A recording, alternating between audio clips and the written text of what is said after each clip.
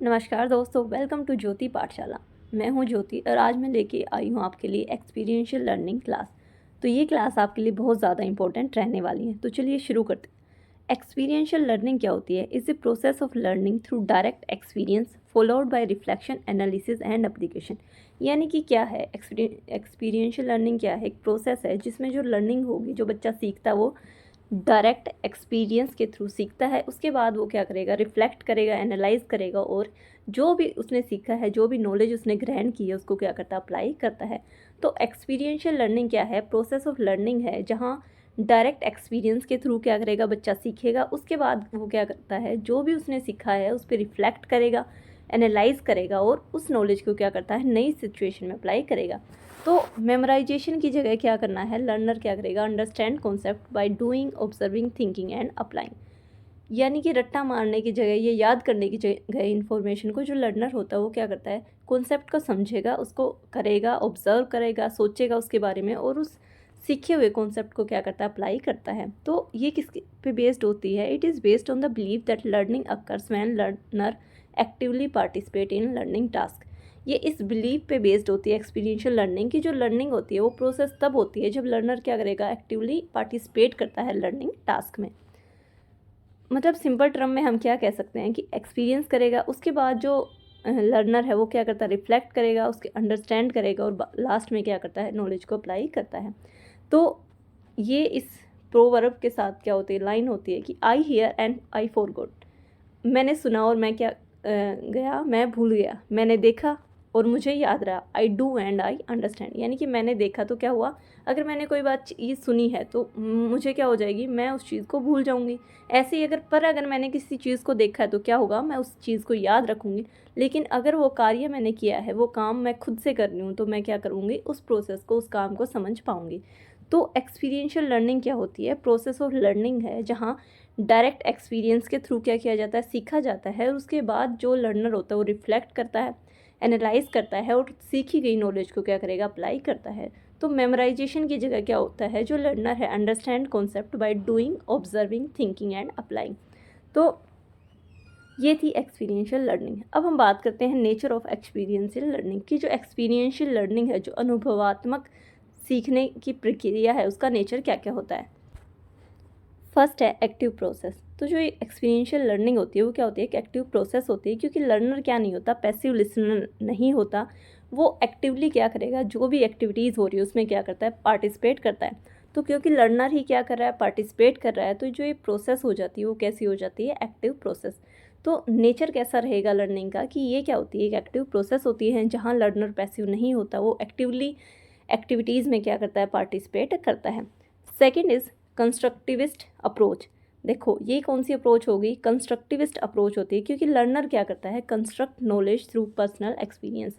यानी कि लर्नर है वो क्या कर रहा है? कोई ना कोई काम कर रहा है। जब वो कुछ कर रहा है, कुछ सीख रहा है, तो उस टाइम पे लर्नर क्या करता है? खुद ही नॉलेज को क्या करता है? कंस्ट्रक्ट करता है। यानी कि पर्सनल एक्सपीरियंसेस जो जो रहेंगे उसके, सोच के, समझ के, उसके बाद वो क्या करेगा? नॉलेज को कंस्ट्रक्ट करेगा। तो ये कैसी अप्रोच हो जाती है? एक constructivist approach. Third point is holistic learning. कि जो लर्निंग होती है ना वो कैसी हो जाती है? होलिस्टिक। क्योंकि जब एक्सपीरियंशियल लर्निंग हो रही होती है ना, तो ये cognitive, emotional and physical aspect को क्या करती है? इन्वॉल्व करती है। होलिस्टिक लर्निंग में क्या है? Involves cognitive, emotional and physical aspect. यानी कि बच्चे जो सीख रहा है, जो लर्नर सीख रहा है, वो होलिस्टिकली सीख रहा है। उसका क्या हो रहा है? ओवरऑल उसकी डेवलपमेंट हो रही होती है। तो होलिस्टिक लर्निंग में क्या हो जाएगा? It involves cognitive, emotional and physical aspects. Fourth is personalised learning. देखो मान लो एक सेम काम है, उसको आप लोग भी कर रहे हो और मैं भी कर रही हूँ, लेकिन हर किसी का क्या होता है? हर लर्नर का क्या होता है? अपना जो एक्सपीरियंस होता है वो डिफरेंट डिफरेंट होता है। हर कोई क्या करेगा? डिफरेंट एक्सपीरियंस करेगा और जो उसे इंटरप्रेट करेगा उसे भी क्या करेगा? डिफरेंटली करता है। यानी कि जो लर्निंग हो जाती है वो कैसी हो जाती है? पर्सनलाइज्ड हो जाती है। Each learner interprets experiences differently. यानी कि हर लर्नर क्या करता है? जो अपने एक्सपीरियंस को इंटरप्रेट करेगा वो डिफरेंटली करेगा। Fifth is context based experiences. जो भी बच्चा लर्नर को करवाए जाएँ वो कैसे होने चाहिए? रियल होने चाहिए, मीनिंगफुल होने चाहिए और सिचुएटेड होने चाहिए। कॉन्टेक्स्ट बेस्ड में क्या आ जाएगा कि जो भी एक्सपीरियंस लर्नर फेस कर रहा है वो कैसे होने चाहिए, रियल होने चाहिए, मीनिंगफुल होने चाहिए, और कैसे होने चाहिए, सिचुएटेड होने चाहिए। यानी कि बच्चा क्या करे, बच्चे को ऐसी रियल लाइफ सिचुएशन दी जाए, लर्नर को ऐसी रियल लाइफ सिचुएशन दी जाए कि वो क्या करे, चीज़ों को सीखे। 6 इज़ साइकिल ऑफ लर्निंग। तो जो learning goes through repeated cycles of doing and applying. तो जो लर्निंग होती है एक्सपीरियंशियल लर्निंग में वो कैसी होती है कि बहुत सारी रिपीटेड साइकिल्स होती है डूइंग की एंड अप्लाइंग की। यानी कि हम कर रहे हैं फिर अप्लाई कर रहे हैं, फिर कर रहे हैं फिर अप्लाई कर रहे हैं। तो इस तरीके से क्या होगी, जो लर्निंग हो जाती है वो goes through repeated cycles of doing and applying. 7th is transformative. जो एक्सपीरियंसेस होते हैं ना, जो अनुभव होता है वो क्या कर देता है, can change A learners understanding and behaviour. जो भी लर्नर है उसके क्या करेगा, उसके बिहेवियर को, उसकी समझ को क्या कर देता है, चेंज कर देता है। तो जो नेचर ऑफ एक्सपीरियंशियल लर्निंग है उसमें सबसे पहले क्या एक्टिव प्रोसेस है कि बच्चा क्या नहीं होता, लर्नर क्या नहीं होता, पैसिव लिसनर नहीं होता, वो एक्टिवली पार्टिसिपेट करता है एक्टिविटीज़ में। दूसरा क्या था, कंस्ट्रक्टिविस्ट अप्रोच होती है कि जो लर्नर होता है वही क्या कर रहा होता है, नॉलेज को कंस्ट्रक्ट करता है अपने पर्सनल एक्सपीरियंसेस के थ्रू, यानी कि अपने खुद के अनुभव के थ्रू क्या करता है बच्चा या लर्नर नॉलेज को कंस्ट्रक्ट करेगा। थर्ड था होलिस्टिक लर्निंग होती है, यानी कि जो लर्निंग प्रोसेस हो रही है उसमें कोग्नेटिव, इमोशनल एंड फिजिकल सारे के सारे एस्पेक्ट्स क्या होते हैं, इन्वॉल्व होते हैं, इंगेज होते हैं। फोर्थ इज़ पर्सनलाइज्ड लर्निंग कि हर लर्नर क्या करेगा, अपने एक्सपीरियंसेस को क्या करेगा, अलग अलग तरीके से क्या करेगा, इंटरप्रेट करता है। फिफ्थ था कॉन्टेक्स्ट बेस्ड होनी चाहिए कि जो एक्सपीरियंसेस करवाए जाए, जो अनुभव हो कैसे होने चाहिए, रियल होने चाहिए, मीनिंगफुल होने चाहिए और सिचुएटेड होने चाहिए। 6 इज साइकिल ऑफ लर्निंग कि जो लर्निंग होती है वो कैसे जाती है कि डूइंग एंड अप्लाइंग, यानी कि बार बार काम करेगा और फिर उसी जो भी वो कर रहा है उसको क्या करेगा, अप्लाई करता है। और 7th इज़ कि जो एक्सपीरियंशियल लर्निंग होती है वो कैसी होती है, ट्रांसफॉर्मेटिव होती है, क्योंकि जो अनुभव होता है, जो एक्सपीरियंस होता है वो क्या कर देता है, लर्नर की समझ को और उसके बिहेवियर को क्या कर देता है, चेंज कर देता है। नेक्स्ट इज़ की करेक्टरिस्टिक्स कि जो एक्सपीरियंशियल लर्निंग होती है उसकी करेक्टरिस्टिक्स क्या क्या रहेंगी। सबसे पहले है लर्नर सेंटर्ड। बिल्कुल जो एक्सपीरियंशियल लर्निंग होती है वो किसके लिए होती है, बच्चे के लिए होती है, लर्नर के लिए होती है। तो ये कैसी होती है, लर्नर सेंटर्ड होती है। उसके बाद आता है flexible and open ended. Flexible होती है कि जैसा लर्नर चाहे उसके अकॉर्डिंग क्या हो सकती है, चेंज कर देनी चाहिए कि जैसे बच्चा सीख पा रहा है, जैसे लर्नर सीख पा रहा है उसके अकॉर्डिंग क्या होनी चाहिए, जो प्रोसेस है वो क्या किया जाना चाहिए, चेंज किया जाना चाहिए। इसलिए कैसी हो जाएगी, फ्लेक्सिबल हो जाएगी और ओपन एंडेड होती है। Problem based and project based हो जाती है। कैसी होती है कि क्या क्या चीज़ें डेवलप करवाई जाती है बच्चे के अंदर, प्रॉब्लम सॉल्विंग एबिलिटी, और जो प्रोजेक्ट बेस्ड एक्टिविटीज़ क्या करवाई जाती हैं, परफॉर्म करवाई जाती हैं। तो कैसी होती है, प्रॉब्लम बेस्ड हो जाएगी, यानी कि प्रॉब्लम सॉल्विंग पे ध्यान दिया जाएगा, प्रोजेक्ट बेस्ड एक्टिविटीज़ को करवाया जाता है। Promote autonomy and responsibility. Autonomy and responsibility को क्या किया जाता है, इंकरेज किया जाता है, प्रमोट किया जाता है। Integrate theory with practical. देखो थ्योरी को क्या किया जाएगा, प्रैक्टिस के साथ क्या किया जाएगा, इंटीग्रेट किया जाता है। यानी कि सिर्फ थ्योरी पे फोकस नहीं होता, उसी थ्योरी को की क्या करवाई जाती है, प्रैक्टिस करवाई जाती है, उसके बच्चे को प्रैक्टिकल एक्सपीरियंस भी दिया जाएगा। Focus on real life relevance कि जो नॉलेज है वो किससे रिलेट करनी चाहिए, रियल लाइफ से। तो जो भी बच्चे को पढ़ाया जा रहा है, जो भी लर्नर पढ़ रहा है उसको कैसा बना देना चाहिए, रियल लाइफ से उसकी क्या होनी चाहिए, रिलेवेंस होना चाहिए। रियल लाइफ से ही निजी जीवन से जोड़कर या रियल लाइफ से जोड़कर क्या किया जाना चाहिए, चीज़ों को पढ़ाया जाना चाहिए। Encourage experimentation, inquiry and creativity. Experimentation को, जैसे मान लो साइंस के स्टूडेंट्स हैं तो किसको प्रमोट किया जाएगा, एक्सपेरिमेंटेशन को क्या किया जाएगा, इनकरेज किया जाएगा। इंक्वायरी एंड क्रिएटिविटी को क्या किया जाता है, इनकरेज किया जाता है। तो की करेक्टरिस्टिक्स क्या क्या थी कि जो एक्सपीरियंशियल लर्निंग होती है वो लर्नर सेंटर्ड होती है, यानी कि लर्नर पे ही क्या रहता है, फोकस रहता है, उसी को ध्यान में रख के सिखाया जाता है। फ्लेक्सिबल होती है एंड ओपन एंडेड हो जाएगी। प्रॉब्लम बेस्ड होती है और प्रोजेक्ट बेस्ड होती है। जो प्रोजेक्ट मेथड थे मैंने आपको टीचिंग एप्टीट्यूड में करवाया था, उसके वो फादर कौन थे, उसके जनक कौन थे, ये आप मुझे कमेंट सेक्शन में ज़रूर बताइएगा। फिर क्या था, प्रमोट ऑटोनॉमी एंड रिस्पॉन्सिबिलिटी को क्या करते हैं, प्रमोट करते हैं। इंटीग्रेट थ्योरी विद प्रैक्टिस, यानी कि जो भी थ्योरी होती है उसको क्या करेंगे, प्रैक्टिस के साथ इंटीग्रेट करेंगे। Focus on real life relevance, जो भी रियल लाइफ होती है उसकी रिलेवेंस पे फोकस रहेगा। Encourage experimentation, inquiry and creativity, यानी कि एक्सपेरिमेंटेशन को, इंक्वायरी और क्रिएटिविटी को क्या किया जाता है, बढ़ावा दिया जाता है, इनकरेज किया जाता है। Next is principles of experiential learning के प्रिंसिपल क्या रहेंगे। First is experience is the foundation of learning, कि जो अनुभव होता है वो क्या होता है, फाउंडेशन होता है किसका, लर्निंग प्रोसेस का। सीखने का जो फाउंडेशन है वो क्या हो जाएगा, अनुभव हो जाएगा, एक्सपीरियंस हो जाएगा। तो activities, task and action form the core. तो जो एक्टिविटीज़ होती हैं, जो टास्क होते हैं, जो एक्शन होते हैं, वो क्या करते हैं, कोर को फॉर्म करते हैं। एक्सपीरियंस क्या है, फाउंडेशन है लर्निंग प्रोसेस का। उसके बाद है रिफ्लेक्शन इज़ एसेंशियल, कि जो रिफ्लेक्शन है वो क्या हो जाता है, ज़रूरी हो जाता है। देखो, learner must think about what they did and why, यानी कि जो भी लर्नर है उसे सोचना ही चाहिए कि उसने क्या किया है और उसने क्यों किया है, कि जो भी मैं पढ़ रहा हूँ, मैं क्यों पढ़ रहा हूँ और मैं क्या पढ़ रहा हूँ और क्यों पढ़ रहा हूँ। तो जो रिफ्लेक्शन हो जाता है वो क्या हो जाता है, लर्निंग प्रोसेस में एसेंशियल रहता है, बहुत इंपॉर्टेंट रहता है, ज़रूरी रहता है। लर्नर को क्या करना चाहिए, ज़रूर इस बारे में सोचना चाहिए कि उन्होंने क्या किया है और क्यों किया है। Third point is learning must be meaningful and relevant to the learner, कि जो लर्निंग प्रोसेस है, जो लर्निंग है वो कैसी होनी चाहिए, लर्नर के लिए मीनिंगफुल होनी चाहिए और रिलेवेंट होनी चाहिए। क्या है, लर्निंग मस्ट बी मीनिंगफुल होनी चाहिए और रिलेवेंट होनी चाहिए टू द लर्नर। टीचर कैसा का जो रोल रहेगा वो कैसा रहेगा, फैसिलिटेटर का रहना चाहिए, गाइड का रहना चाहिए, ना कि लेक्चरार का नहीं रहना चाहिए। कैसा हो जाएगा कि जो टीचर है वो किसकी तरह एक्ट करे, फैसिलिटेटर की तरह एक्ट करे, गाइड की तरह एक्ट करे, ना कि जो टीचर है ना वो किसकी तरह एक्ट करे, लेक्चरार की तरह। Fifth is learner must engage socially, discussion enhance understanding. देखो, सबसे पहला था कि जो एक्सपीरियंस होता है, जो अनुभव होता है, क्या होता है, लर्निंग का फाउंडेशन होता है। इसलिए एक्टिविटीज़, टास्क और काम क्या हो जाते हैं, बहुत ज़्यादा ज़रूरी हो जाएंगे, इंपॉर्टेंट हो जाएंगे। सेकंड पॉइंट क्या था कि जो रिफ्लेक्शन होता है वो क्या हो जाता है, बहुत ज़्यादा ज़रूरी हो जाता है, कि जो लर्नर है उसको पक्का सोचना चाहिए कि वो उसने क्या किया है और क्यों किया है। उसके बाद क्या था कि जो लर्निंग है वो कैसी होनी चाहिए, मीनिंगफुल होनी चाहिए, और जो लर्नर होता है उससे क्या होनी चाहिए, रिलेवेंट होनी चाहिए। टीचर का रोल कैसा रहेगा, फैसिलिटेटर का रहेगा, गाइड का रहेगा। लर्नर को क्या एंगेज करना, देखो लर्नर को सोशली भी एंगेज करना है, ताकि क्योंकि जो डिस्कशन होते हैं उनसे क्या हो जाती है, समझ क्या हो जाती है, इन्हेंस होती है और बढ़ती है। तो learner must engage socially. Six is environment should encourage risk taking, exploration and curiosity, यानी कि जो इन्वायरमेंट है वो किसको इनकरेज करे, कि जो रिस्क टेकिंग है, कि मान लो किसी काम को करने से डर लग रहा है, लेकिन रिस्क लेना चाहिए, कि रिस्क लेगा तो क्या होगा, लर्नर कुछ ना कुछ सीखेगा। तो एक्सप्लोरेशन को और क्यूरियोसिटी को लर्नर क्या करेगा, इनकरेज करना चाहिए, कि यानी कि इन्वायरमेंट कैसा होना चाहिए जो रिस्क टेकिंग को, एक्सप्लोर करने को और क्यूरियोसिटी को क्या करे, इनकरेज करे।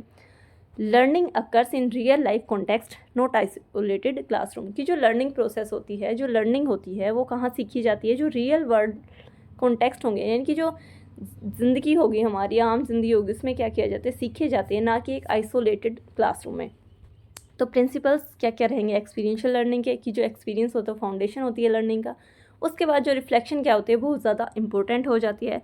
लर्निंग कैसी होनी चाहिए, मीनिंगफुल होनी चाहिए, रिलेवेंट होनी चाहिए। टीचर का रोल कैसा रहेगा, फैसिलिटेटर का रहेगा। लर्नर मस्ट इंगेज सोशली, कि जो लर्नर्स हैं उनको सोशली भी क्या रहना चाहिए, इंगेज रहना चाहिए। इन्वायरमेंट को क्या करना चाहिए, ऐसा होना चाहिए कि वो रिस्क टेकिंग को, एक्सप्लोरेशन और क्यूरियोसिटी को क्या करे, इनकरेज करे, बढ़ावा दे। लर्निंग किस में होनी चाहिए, रियल वर्ल्ड कॉन्टेक्स्ट में लर्निंग करवाई जानी चाहिए। तो ये क्या थे, प्रिंसिपल्स ऑफ एक्सपीरियंशियल लर्निंग। चलो अब हम बात कर लेते हैं David Kolbe's experiential learning theory. तो जो डेविड कोल्ब थे, इन्होंने क्या दी थी, एक्सपीरियंशियल लर्निंग थ्योरी दी थी। और इन्होंने क्या किया था कि जो लर्निंग होती है वो क्या होती है, इन्होंने कहा कि लर्निंग एक साइक्लिक प्रोसेस है, जिसमें कितनी स्टेजेस इन्होंने बताई हैं, 4 स्टेजेस। तो डेविड कोल्ब ने क्या दी, एक्सपीरियंशियल लर्निंग थ्योरी दी। इन्होंने कहा कि जो लर्निंग है वो क्या है, एक साइक्लिक प्रोसेस है, जिसमें 4 स्टेजेस इन्होंने दी हैं। सबसे पहली स्टेज होती है कंक्रीट एक्सपीरियंस। मतलब करना क्या है कंक्रीट एक्सपीरियंस में, कि जो learner has an actual hands on experience, यानी लर्नर क्या करेगा, एक्चुअली में कुछ ना कुछ हैंड्स ऑन एक्टिविटी करके क्या करेगा, अनुभव प्राप्त करता है, एक्सपीरियंस करता है। जैसे एग्जाम्पल क्या रहेगा, परफॉर्मिंग एक साइंस एक्सपेरिमेंट हो गया, रोल प्ले हो गया या प्रोजेक्ट हो गया। सबसे पहली स्टेज क्या है, कंक्रीट एक्सपीरियंस, जिसमें जो लर्नर है वो क्या कर रहा है, अनुभव कर रहा है, एक्सपीरियंस कर रहा है। तो लर्नर के पास क्या होगा, एक्चुअल हैंड्स ऑन एक्सपीरियंस करेगा। जैसे कि मान लो साइंस का एक्सपेरिमेंट किया, रोल प्ले किया या कोई प्रोजेक्ट किया।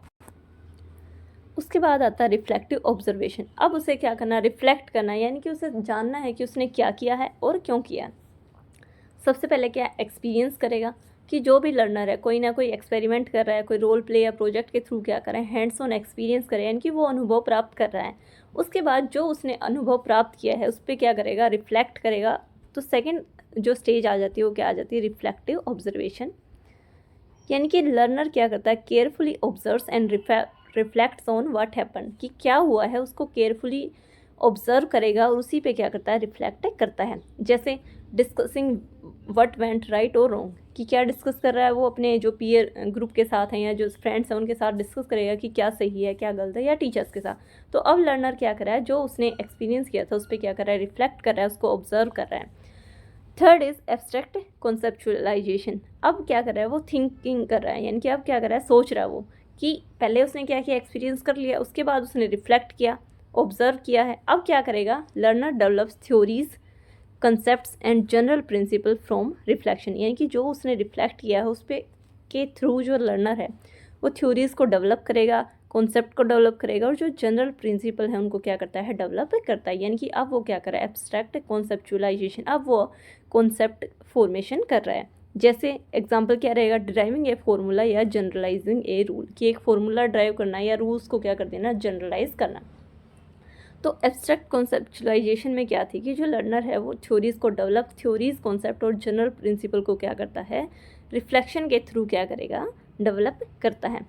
Fourth is active experimentation. Active experimentation में क्या आ जाता है, अप्लाइंग, यानी कि अब लर्नर क्या कर रहा है, जो उसने सीखा था उसको नई सिचुएशन में क्या करेगा, अप्लाई करता है। Learner uses new knowledge in new situation, यानी कि अब जो उसने न्यू नॉलेज को क्या किया, लर्न किया है, जो सीखा है उसका नई आने वाली सिचुएशन में वो क्या करेगा, अप्लाई करता है। जैसे ट्राइंग ए मॉडिफाइड एक्सपेरिमेंट और applying the concept in real life, कि जो भी उसने एक्सपेरिमेंट किया उसको मॉडिफाई करना और उसी को क्या करना, रियल लाइफ में क्या कर देना है, अप्लाई कर देना। तो जो डेविड कोल्ब थे उन्होंने क्या कहा कि लर्निंग एक साइक्लिक प्रोसेस है और इसमें 4 स्टेजेस होती हैं।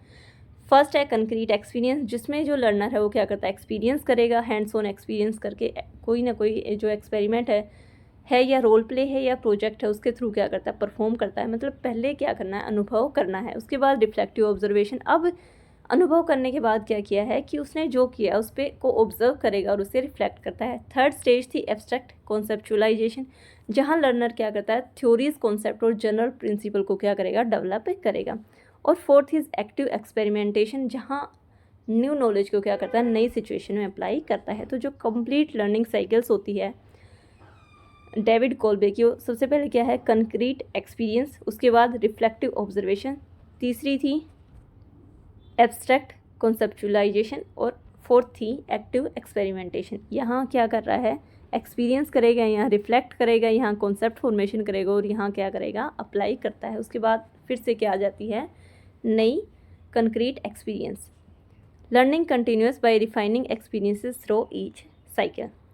उसके बाद जो लर्निंग कोल्बे के 4 क्या थे, लर्निंग स्टाइल से, based on how learner prefer to move through the cycle. देखो सबसे पहले जो लर्निंग स्टाइल आएगा वो डाइवर्जिंग आएगा।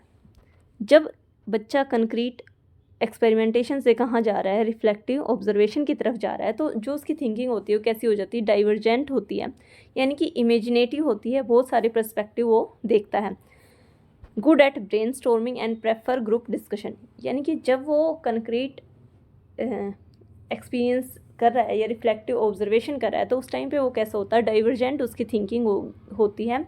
उस टाइम पे वो इमेजिन करता है, बहुत सारे पर्सपेक्टिव के बारे में सोचेगा। और साथ में क्या होता है, जो ब्रेन स्टॉर्मिंग होता है, ब्रेन स्टॉर्मिंग मैंने आपको टीचिंग एप्टीट्यूड में बताया था, क्या होता है ब्रेन स्टॉर्मिंग, कि बहुत सारे आइडिया को क्या करना होता है, जनरेट करना आता है, और किस टाइम पे एक ही साथ एक टाइम बाउंड दिया जाता है, आपको एक टाइम लिमिट दी जाती है। मान लो मैंने आपको 5 मिनट दिया और एक टॉपिक दे दिया, 5 मिनट के अंदर आपको उस टॉपिक के रिगार्डिंग में जितने हो सके उतने आइडियाज़ को क्या करता है, बच्चा बताता है, राइट डाउन करेगा या सोचता है।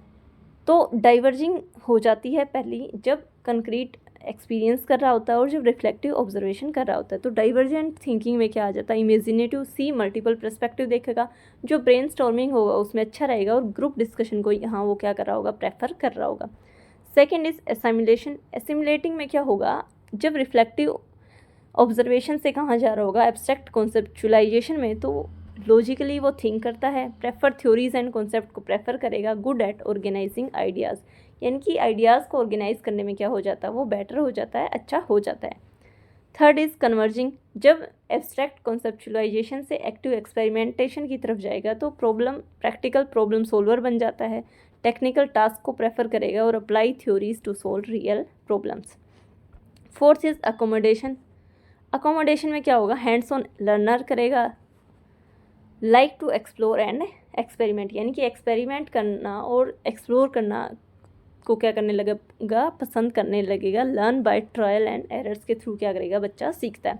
तो हमने क्या देखी है, David Kolbe's experiential learning theory, जिसमें पहली जो स्टेज होती है वो कौन सी होती है, कंक्रीट एक्सपीरियंस की, जहाँ अनुभव करेगा, रिफ्लेक्टिव ऑब्जर्वेशन कौन सी हो जाती है। सेकेंड स्टेज जहाँ पे बच्चा क्या करता है या लर्नर क्या करता है, रिफ्लेक्ट करता है। थर्ड हो जाती है एब्स्ट्रैक्ट कॉन्सेप्चुलाइजेशन, जहाँ लर्नर कॉन्सेप्ट को, थ्योरीज एंड जनरल प्रिंसिपल को डेवलप करता है। और फोर्थ थी एक्टिव एक्सपेरिमेंटेशन, जहाँ नई नॉलेज को क्या करेगा, नई सिचुएशन में अप्लाई करता है।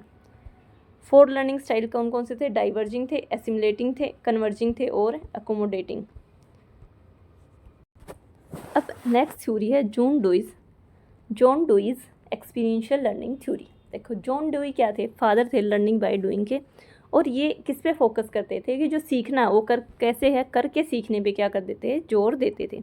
अब की आइडियाज़ क्या क्या रहेंगे इनके, education must be child centred and based on experience. John Dewey क्या कहते थे कि जो एजुकेशन है वो कैसे होनी चाहिए, चाइल्ड सेंटर्ड होनी चाहिए, इनकी फोकस किस पे रहना चाहिए, बच्चे पे रहना चाहिए, और किस पे आधारित होनी चाहिए, अनुभव पर आधारित होनी चाहिए। कैसे होनी चाहिए एजुकेशन, चाइल्ड सेंटर्ड होनी चाहिए और based on experiences. Learning occur through the interaction of the learner with the environment, की जो लर्निंग होती है, जो बच्चा सीखता है वो कैसे सीखता है, जब भी लर्नर की क्या होगी, इन्वायरमेंट के साथ इंटरेक्शन होगी तो बच्चा क्या करेगा, अच्छा सीखेगा। Reflection convert experiences into meaningful learning, कि जब बच्चा क्या करता है, रिफ्लेक्ट करता है तो एक्सपीरियंसेस को वो क्या कर लेता है, एक मीनिंगफुल लर्निंग में क्या कर लेता है, कन्वर्ट कर देता है। Traditional rote learning is ineffective, कि जो पुरानी जो चलती आ रही रोट लर्निंग है, रट्टा मारकर सीखने की जो लर्निंग प्रोसेस है वो क्या हो जाती है, इनइफेक्टिव होती है, वो अच्छी नहीं होती है। जॉन डुई क्या थे, father of learning by doing के। उसके बाद इनके जो की आइडियाज़ हैं वो क्या क्या रहेंगे, कि जो एजुकेशन है कैसी होनी चाहिए, चाइल्ड सेंटर्ड होनी चाहिए एंड एक्सपीरियंसेस पे बेस्ड होनी चाहिए। Learning occurs through the interaction of the learner with environment, यानी कि लर्निंग कब होती है, जब भी लर्नर की इन्वायरमेंट के साथ इंटरेक्शन हो रही होती है। रिफ्लेक्शन क्या करता है, जो एक्सपीरियंसेस होती हैं, जो अनुभव होते हैं, उनको मीनिंगफुल लर्निंग में क्या कर देता है, कन्वर्ट कर देता है। और जो ट्रेडिशनल रोट लर्निंग होती है वो क्या हो जाती है, इनइफेक्टिव होती है। बिलीव करते थे जॉन डुई इस साइकिल में कि एक्सपीरियंस करेगा बच्चा, रिफ्लेक्ट करेगा, नॉलेज करेगा और फिर से क्या लेगा, न्यू एक्सपीरियंस लेगा। नेक्स्ट है मेथड्स ऑफ एक्सपीरियंशियल लर्निंग या methods used in experiential learning. तो सबसे पहले होता है लेबोरेटरी मेथड एक्सपेरिमेंट्स। देखो लेबोरेटरी एक्सपेरिमेंट्स में क्या होगा, लैब वर्क होगा, जैसे स्टूडेंट क्या करेंगे, परफॉर्म साइंटिफिक और practical experiment using equipment, tool and materials to understand concept through direct experiences.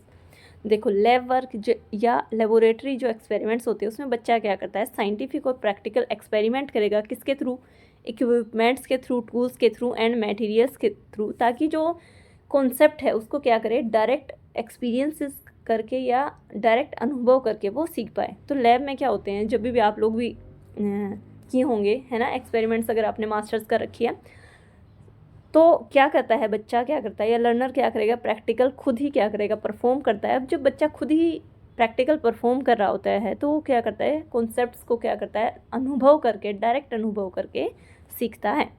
Use क्या हो जाएंगे, best method for science related जो सब्जेक्ट्स होते हैं उसके लिए जो लेबोरेटरी एक्सपेरिमेंट है या जो लैब वर्क है वो क्या हो जाता है, एक एक्सपीरियंशियल लर्निंग के लिए एक अच्छा मेथड होता है। सब्जेक्ट्स क्या क्या, देखो अगर फिजिक्स है तो experiment of electricity, motion and magnetism कर सकता है। केमिस्ट्री की अगर लैब है तो एसिड बेस टाइट्रेशन हो सकती है, केमिकल रिएक्शंस हो सकती हैं एंड सोल्ट प्रिपरेशन हो सकती है। ऐसे ही अगर बायोलॉजी की क्लास है तो माइक्रोस्कोपिक स्लाइड ऑब्जर्वेशन हो सकती है, डीएनए एक्सट्रैक्शन किया जा सकता है या प्लांट फिजियोलॉजी हो सकती है। अगर कंप्यूटर साइंस की क्लास है तो हार्डवेयर की प्रैक्टिस हो सकती है, basic coding task using computers. देखो सबसे पहले क्या है, मेथड्स ऑफ एक्सपीरियंशियल लर्निंग में क्या है, लेबोरेटरी एक्सपेरिमेंट जहाँ बच्चा क्या करता है, खुद ही प्रैक्टिकल करता है और प्रैक्टिकल करके जो कॉन्सेप्ट्स हैं उनको डायरेक्ट एक्सपीरियंस करके, डायरेक्ट अनुभव करके सीखता है। तो जो साइंस रिलेटेड सब्जेक्ट होते हैं उसके लिए ये मेथड क्या रहता है, बहुत ज़्यादा यूज़फुल रहेगा। जैसे फिजिक्स में बच्चे इलेक्ट्रिसिटी, मोशन एंड मैग्नेटिज्म पर क्या कर सकते हैं, एक्सपेरिमेंट कर सकते हैं। ऐसे ही केमिस्ट्री की अगर मैं बात करूँ तो बहुत सारे एक्सपेरिमेंट होते हैं, जैसे कंडक्टोमेट्रिक टाइट्रेशन हो जाएगा, एसिड बेस टाइट्रेशन है, केमिकल रिएक्शंस हैं। ऐसे ही बायोलॉजी में क्या हो जाता है, माइक्रोस्कोपिक स्लाइड ऑब्जर्वेशन हो सकती हैं। तो यूज़फुल क्यों रहते हैं, because these subject require hands on observation, measurement and analysis की। जो साइंस रिलेटेड सब्जेक्ट्स होते हैं उनमें क्या चाहिए, हैंड्स ऑन ऑब्जर्वेशन की और मेजरमेंट और एनालिसिस की क्या रहती है, ज़रूरत रहती है। तो जो लैब वर्क है वो क्या रह जाता है, साइंस रिलेटेड सब्जेक्ट के लिए क्या रहेगा, यूज़फुल मेथड रहेगा एक्सपीरियंशियल लर्निंग के लिए। सेकेंड है फील्ड ट्रिप्स। अगर मैं फील्ड ट्रिप्स की बात करूँ तो फील्ड ट्रिप्स में क्या किया जाता है कि जो स्टूडेंट होता है ना वो रियल वर्ल्ड प्लेसेस को क्या करता है, विजिट करता है। विजिट करने के बाद क्या करता है, ऑब्जर्व करता है how concepts are applied in natural और रियल इन्वायरमेंट्स। फील्ड ट्रिप्स क्या हैं, student visit real world places to observe how concepts are applied in natural और रियल इन्वायरमेंट। कि स्टूडेंट क्या करेगा या लर्नर क्या करेगा, रियल वर्ल्ड प्लेसेस पे जाएगा और ऑब्जर्व करता है कि कैसे जो कॉन्सेप्ट्स हैं वे नेचुरल में और रियल इन्वायरमेंट में अप्लाई किए जाते हैं। यूजेस क्या रहेंगे, ideal for subject connected with, जैसे environment, society, history, geography and economics. यानी कि जो इन्वायरमेंट वाला सब्जेक्ट हो गया, सोसाइटी, हिस्ट्री, ज्योग्राफी और इकोनॉमिक्स हैं, इन सब्जेक्ट के लिए क्या रहेगा, यूज़फुल रहता है। अब मान लो ज्योग्राफी,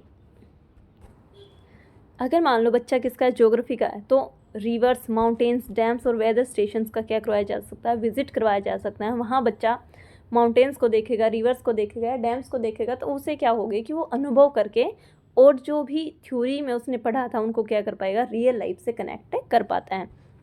ऐसे ही अगर हिस्ट्री सब्जेक्ट है तो मोन्यूमेंट्स हो गए, म्यूजियम्स हो गए, आर्कियोलॉजिकल साइट्स पे क्या करवाया जाना चाहिए, लर्नर को विजिट करवाया जाना चाहिए। जब लर्नर क्या करेगा, मोन्यूमेंट्स देखेगा, म्यूजियम्स देखेगा या आर्कियोलॉजिकल साइट्स देखेगा, तो वो क्या करेगा, जो भी उसने थ्योरी में पढ़ा था उसको क्या कर पाएगा, रियल लाइफ से कनेक्ट कर पाएगा। उसके लिए याद करना भी ईजी हो जाएगा और जो चीज़ों को समझना है, कॉन्सेप्चुअली अंडरस्टैंडिंग है, वो भी क्या हो जाती है, इंप्रूव हो जाती है। ऐसे ही अगर इन्वायरमेंटल साइंस है तो जो नेशनल पार्क्स हो गए, वेस्ट मैनेजमेंट प्लांट हो गए या बोटेनिकल गार्डन्स हैं, उनमें बच्चे को या लर्नर्स को क्या करवाया जाना चाहिए, विजिट करवाना जाना चाहिए, ताकि वो क्या करें, जो भी थ्योरेटिकल उन्होंने पढ़ा है उसको रियल लाइफ से कनेक्ट करके सीख सकें। ऐसे ही इकोनॉमिक्स सब्जेक्ट के लिए बैंक्स, मार्केट और इंडस्ट्रीज़ में क्या करवाया जा सकता है, विजिट करवाया जा सकता है। और अगर बायोलॉजी का क्या है, सब्जेक्ट है, तो नेचर वॉक हो सकती है या एनिमल सेंचुरी विजिट करवाया जाता है। यूज़फुल क्यों रहेंगे, क्योंकि it connect theory with real world situation की। थ्योरी को क्या कर देते हैं, field trip real world situation से क्या करेंगे, कनेक्ट करते हैं। तो सेकंड क्या था, फील्ड ट्रिप। फील्ड ट्रिप क्या होता है, जहाँ स्टूडेंट को रियल वर्ल्ड प्लेसेस को क्या करवाया जाता है, विजिट करवाया जाता है और वो ऑब्जर्व करते हैं कि कैसे जो कॉन्सेप्ट्स हैं नेचुरल और रियल इन्वायरमेंट में अप्लाई होते हैं। तो जो इन्वायरमेंट सब्जेक्ट हो गया, society, history, geography and economics के लिए क्या रहते हैं, यूज़फुल रहेंगे, आइडियल रहेंगे। और ये क्या, फील्ड ट्रिप क्या करता है, थ्योरी को रियल वर्ल्ड सिचुएशन से क्या कर देगा, कनेक्ट कर देगा। Third is simulations and games. अब जो लर्नर क्या करेगा, experience situation through virtual reality, computer simulations and model based activities without facing real life risk. Simulations और गेम्स में क्या होता है कि लर्नर क्या करता है, वर्चुअल रियलिटी यानी कि असल में नहीं देख रहा, लेकिन क्या कर रहा है, वर्चुअली क्या कर रहा है, सच्चाई को देख रहा है। जैसे कंप्यूटर सिमुलेशंस के थ्रू या मॉडल बेस्ड एक्टिविटी के थ्रू क्या कर रहा है, बिना रियल लाइफ का खतरा मोल लिए बच्चा क्या करता है, एक्सपीरियंस करता है। लर्नर क्या करेगा, experience situation through virtual reality, computer simulations and model based activities. अब जो ये मेथड होगा, जहाँ भी उन सब्जेक्ट के लिए क्या रहता है, हेल्पफुल रहता है, जहाँ रियल लाइफ एक्सपेरिमेंट क्या हो जाते हैं, रिस्की होते हैं, एक्सपेंसिव होते हैं और कॉम्प्लेक्स होते हैं। तो ये मेथड है जो सिमुलेशन एंड गेम्स है, कहाँ यूज़ उन सब्जेक्ट के लिए क्या रहता है, हेल्पफुल रहेगा, जहाँ रियल लाइफ एक्सपेरिमेंट्स क्या हो जाते हैं, रिस्की होते हैं, एक्सपेंसिव होते हैं और कॉम्प्लेक्स होते हैं। जैसे साइंस के सब्जेक्ट के लिए क्या बनाई जा सकती है, वर्चुअल केमिस्ट्री लैब बनाई जा सकती है या वेदर सिमुलेशन दिखाया जा सकता है। उसके अलावा मैथमेटिक्स के लिए क्या रहेंगे, प्रोबेबिलिटी गेम्स या ज्योमेट्रिकल पजल रहेंगी। ऐसे ही इकोनॉमिक्स के लिए क्या रहेगा, स्टॉक मार्केट सिमुलेशन या बजटिंग गेम्स हो जाएंगे। सोशल साइंस के लिए इलेक्शन सिमुलेशन हो सकता है या यूएन असेंबली रोल सिमुलेशंस दिखाया जा सकता है। कंप्यूटर साइंस के लिए कोडिंग सिमुलेटर्स हो सकते हैं या नेटवर्क सिमुलेशन टूल्स हो सकते हैं। अलाउ यूजफुल क्यों है? Allow students to experiment safely and visualize abstract concept, यानी कि जो बच्चों को क्या करता है, अलाउ करता है कि जो एक्सपेरिमेंट्स हैं उनको सेफली देख सकें और जो एब्स्ट्रैक्ट कॉन्सेप्ट हैं उनको क्या कर पाएँ, विजुअलाइज कर पाएँ, उनको देख पाएँ। तो सिमुलेशंस एंड गेम्स में क्या था कि जो लर्नर क्या करेंगे, वर्चुअल रियलिटी के थ्रू, कंप्यूटर सिमुलेशन के थ्रू और मॉडल बेस्ड एक्टिविटीज़ के थ्रू बिना रियल लाइफ रिस्क लिए क्या करते हैं, एक्सपीरियंस करते हैं, अनुभव करते हैं।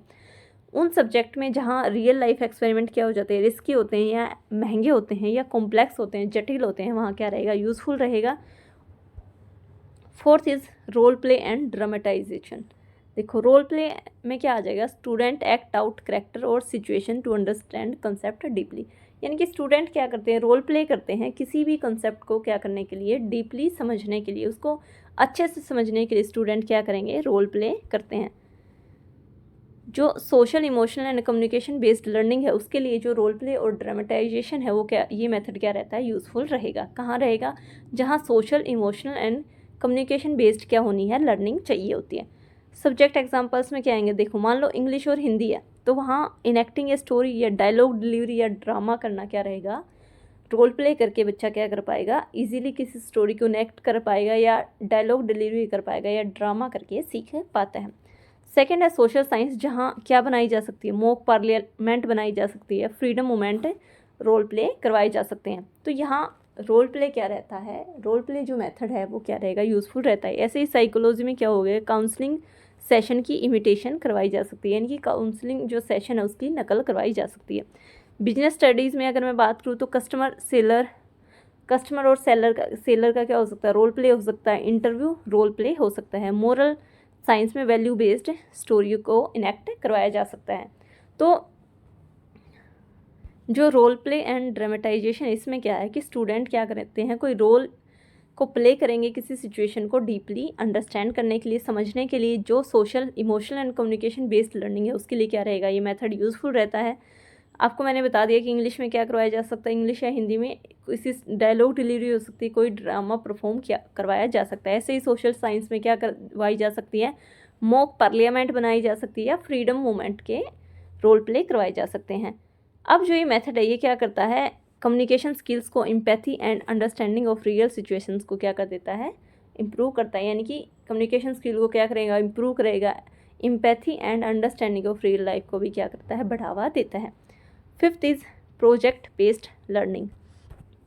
अब प्रोजेक्ट बेस्ड लर्निंग में क्या होता है, स्टूडेंट क्या करेगा, एक प्रोजेक्ट पे कुछ दिनों के लिए या हफ्तों के लिए क्या करता है, काम करता है, to explore concepts, research and create a final product. Student क्या करेगा, किसी भी प्रोजेक्ट पे कुछ दिनों के लिए या हफ्तों के लिए क्या करेगा, काम करेगा, ताकि जो कॉन्सेप्ट्स है उसको एक्सप्लोर कर सके, रिसर्च करने के लिए और क्रिएट ए फाइनल प्रोडक्ट। फिर से आ गया जो प्रोजेक्ट मेथड था, मैंने आपसे फिर से पूछा था प्रोजेक्ट मेथड के जो फादर रहने वाले हैं वो कौन रहने वाले हैं, मुझे कमेंट सेक्शन में ज़रूर बताइएगा। मैंने टीचिंग एप्टीट्यूड की जो मैराथन ली थी उसमें methods, problem solving method, project method, हर मेथड को अच्छे से एक्सप्लेन किया है। अगर आपने अभी तक नहीं देखी तो आप जाकर देख सकते हैं। तो चलिए प्रोजेक्ट मेथड की बात कर लेते हैं। कैसा होता है, स्टूडेंट सेंटर्ड मेथड होता है। और जो स्टूडेंट प्रोजेक्ट बेस्ड लर्निंग होती है उसमें स्टूडेंट क्या करता है, किसी भी प्रोजेक्ट पे कुछ दिनों के लिए या हफ्तों के लिए क्या करता है, काम करेगा, कॉन्सेप्ट्स को एक्सप्लोर करेगा और एक फाइनल प्रोडक्ट बनाता है। जो सब्जेक्ट जिनमें रिसर्च होती है, क्रिएटिविटी होती है, एनालिसिस होती है और टीम वर्क चाहिए होता है, वहाँ क्या रहेगा, इंपॉर्टेंट रहता है, वहाँ क्या रहता है, ये प्रोजेक्ट मेथड अच्छा रहता है। जहाँ क्या चाहिए, रिसर्च चाहिए होती है, क्रिएटिविटी चाहिए होती है, एनालिसिस और टीम वर्क की क्या होती है, रिक्वायरमेंट होती है, ज़रूरत होती है। अब मान लो साइंस सब्जेक्ट है तो बच्चा क्या कर सकता है, making a water filter, solar cooker बना सकता है, मॉडल ऑफ डाइजेस्टिव सिस्टम क्या कर सकता है, बना सकता है। तो प्रोजेक्ट में उसे क्या प्रोजेक्ट मिल सकता है कि वाटर फिल्ट्रेशन मॉडल बनाओ, ठीक है, सोलर कुकर बनाओ, या मॉडल जो डाइजेस्टिव सिस्टम होता है उसके मॉडल बनाने के लिए क्या किया जा सकता है, कोई प्रोजेक्ट दिया जा सकता है।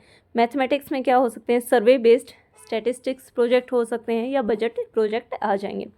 सोशल साइंस में क्या हो सकते हैं, विलेज सर्वे हो सकते हैं, फैमिली ट्री हो सकते हैं, कल्चरल स्टडी प्रोजेक्ट हो सकता है। आर्ट एंड क्राफ्ट में डिज़ाइनिंग पोस्टर्स एंड मॉडल्स आ जाएंगे। कंप्यूटर साइंस में क्या आ जाएगा, डेवलपिंग ए सिंपल ऐप और वेबसाइट। तो प्रोजेक्ट मेथड क्या होता है? प्रोजेक्ट मेथड में स्टूडेंट क्या करते हैं, किसी भी प्रोजेक्ट पे कुछ दिनों के लिए काम करेंगे, कॉन्सेप्ट्स को एक्सप्लोर करते हैं, रिसर्च करते हैं और एक फाइनल प्रोडक्ट बनाते हैं। तो जिन सब्जेक्ट्स में research, creativity, analysis and team work की क्या होती है, ज़रूरत होती है, वहाँ क्या रहेगा, अच्छा रहेगा। साइंस के लिए क्या हो सकता है कि वाटर फिल्ट्रेशन मॉडल बनाया जा सकता है, सोलर कुकर बना सकते हैं बच्चे, है ना, डाइजेस्टिव सिस्टम के ऊपर क्या बना सकते हैं, मॉडल बना सकते हैं। ऐसे ही अलग अलग सब्जेक्ट में जो प्रोजेक्ट मेथड होता है वो क्या रहेगा, यूज़फुल रहता है। अब जो स्टूडेंट है यूज़फुल क्यों रहेगा, क्योंकि स्टूडेंट है learn by doing, researching, planning and presenting. क्योंकि जो बच्चा है वो करके, रिसर्च करके, प्लान करके और प्रेजेंट करके क्या कर रहा है, सीख रहा है। तो ये इसके लिए क्या रहेगा, बच्चा बहुत अनुभव करके सीख रहा है। तो जो लर्निंग प्रोसेस है वो क्या हो जाती है, अच्छी हो जाती है और बच्चा क्या कर पाएगा, जो नॉलेज होगी उसको गेन कर पाएगा। 6 इज़ केस स्टडीज़। देखो केस स्टडीज़ में क्या होता है, स्टूडेंट क्या करेगा, रियल लाइफ सिनेरियो को क्या करता है, एनालाइज करता है to understand concepts and make decision. यानी कि बच्चा क्या करेगा, जो रियल लाइफ सीन्स होते हैं, रियल लाइफ सिनेरियोज होते हैं, उनको अंडरस्टैंड करेगा, एनालाइज करेगा, ताकि जो कॉन्सेप्ट्स हैं उनको समझ पाए और जो अपने डिसीजन है वो ले पाए। एक्सीलेंट वो subject needs critical thinking and real world application. यानी कि ऐसे सब्जेक्ट जहाँ क्या चाहिए होता है, क्रिटिकल थिंकिंग की ज़रूरत होती है और रियल वर्ल्ड एप्लीकेशन की ज़रूरत होती है, वहाँ क्या रहेंगे ये है। जैसे साइकोलॉजी में क्या हो सकती है, case study of a child with learning difficulties. एक बच्चा है जिसको क्या है, लर्निंग डिफ़िकल्टीज़ हैं, तो उस बच्चे के ऊपर क्या हो सकती है, केस स्टडी हो सकती है। ऐसे ही अगर मैं बिजनेस स्टडीज़ की बात करूँ तो क्या हो सकती है, मार्केटिंग स्ट्रेटजी के ऊपर क्या बन सकती है, केस स्टडी हो सकती है। ऐसे इकोनॉमिक्स में क्या हो जाएगा, इन्फ्लेशन और अनएम्प्लॉयमेंट। इकोनॉमिक्स में क्या हो जाएगा, केस स्टडी ऑफ इन्फ्लेशन और अनएम्प्लॉयमेंट। इन्वायरमेंटल साइंस की अगर मैं बात करूँ तो केस ऑफ लैंड डिग्रेडेशन और पोल्यूशन। यानी कि केस स्टडी किसकी हो सकती है, लैंड डिग्रेडेशन की हो सकती है और पोल्यूशन की हो सकती है।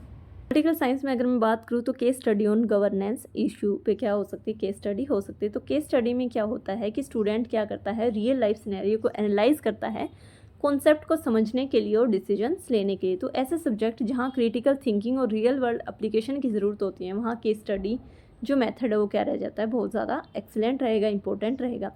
अब जो केस स्टडी मेथड वो क्या करता है, develop analysis, judgement and problem solving skill. तो एनालिसिस को, जजमेंट को और जो प्रॉब्लम सॉल्विंग स्किल्स होती हैं उनको क्या करता है, डेवलप करता है। 7th method is problem solving task या प्रॉब्लम सॉल्विंग मेथड। स्टूडेंट क्या करता है, face a problem and use creative strategies का क्या करता है, यूज़ करता है, यूटिलाइज करेगा एक प्रॉब्लम को सोल्व करने के लिए। अब जहाँ एनालिटिकल, मैथमेटिकल एंड साइंटिफिक जो सब्जेक्ट्स होते हैं उनके लिए क्या रहता है, प्रॉब्लम सॉल्विंग टास्क हो गए या जो प्रॉब्लम सॉल्विंग मेथड है वो क्या रहेगा, यूज़फुल रहेगा।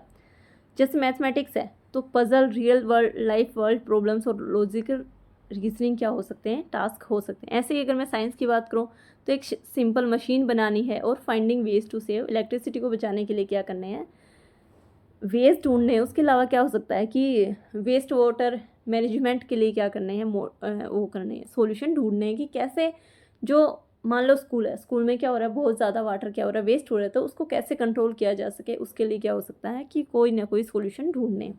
ऐसे ही कंप्यूटर साइंस में क्या हो सकता है, डीबगिंग ए कोड। ज्योग्राफी में क्या हो सकता है, डिजास्टर मैनेजमेंट सॉल्यूशंस ढूंढ सकता है बच्चा। और इकोनॉमिक्स में क्या कर सकता है, solving resource allocation problem.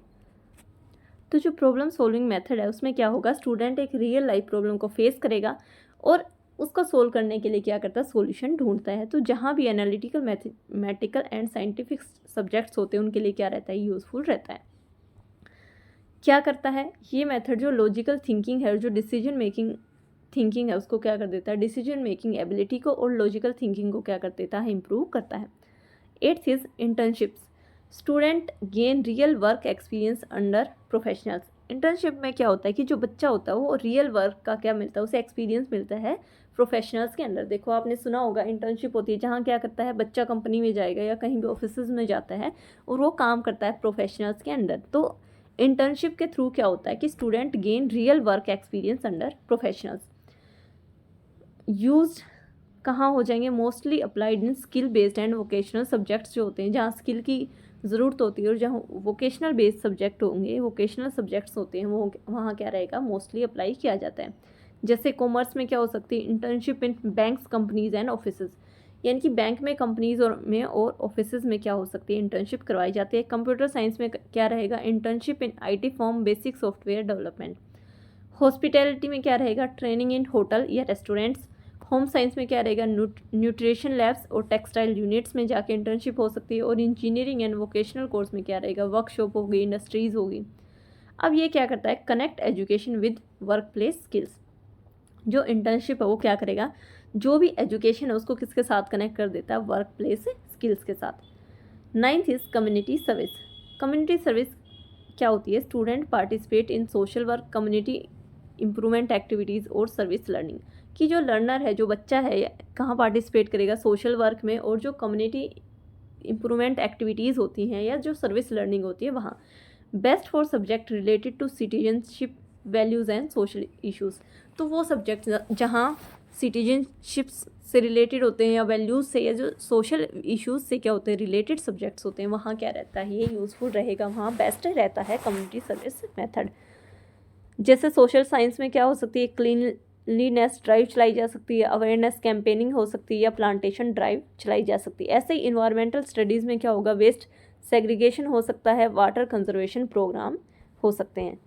Moral education में helping elderly, teaching poor children को पढ़ाना। ऐसे ही हेल्थ एजुकेशन में क्या हो सकता है, अवेयरनेस ऑन हाइजीन, न्यूट्रिशन और फर्स्ट एड। ये मेथड क्या करता है, सोशल रिस्पॉन्सिबिलिटी को बिल्ड करेगा, empathy and real world understanding को क्या करता है, इम्प्रूव करता है।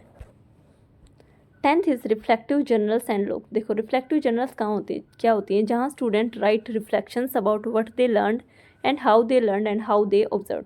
क्या हो जाएंगी, जहाँ स्टूडेंट क्या करेगा, लिखेगा कि उन्होंने क्या सीखा है, कैसे सीखा है और क्या उन्होंने ऑब्जर्व किया है। तो ऑल सब्जेक्ट में क्या रहती है, ये रिफ्लेक्शन को क्या करती है, स्ट्रेंथन करती है, बढ़ावा देती है।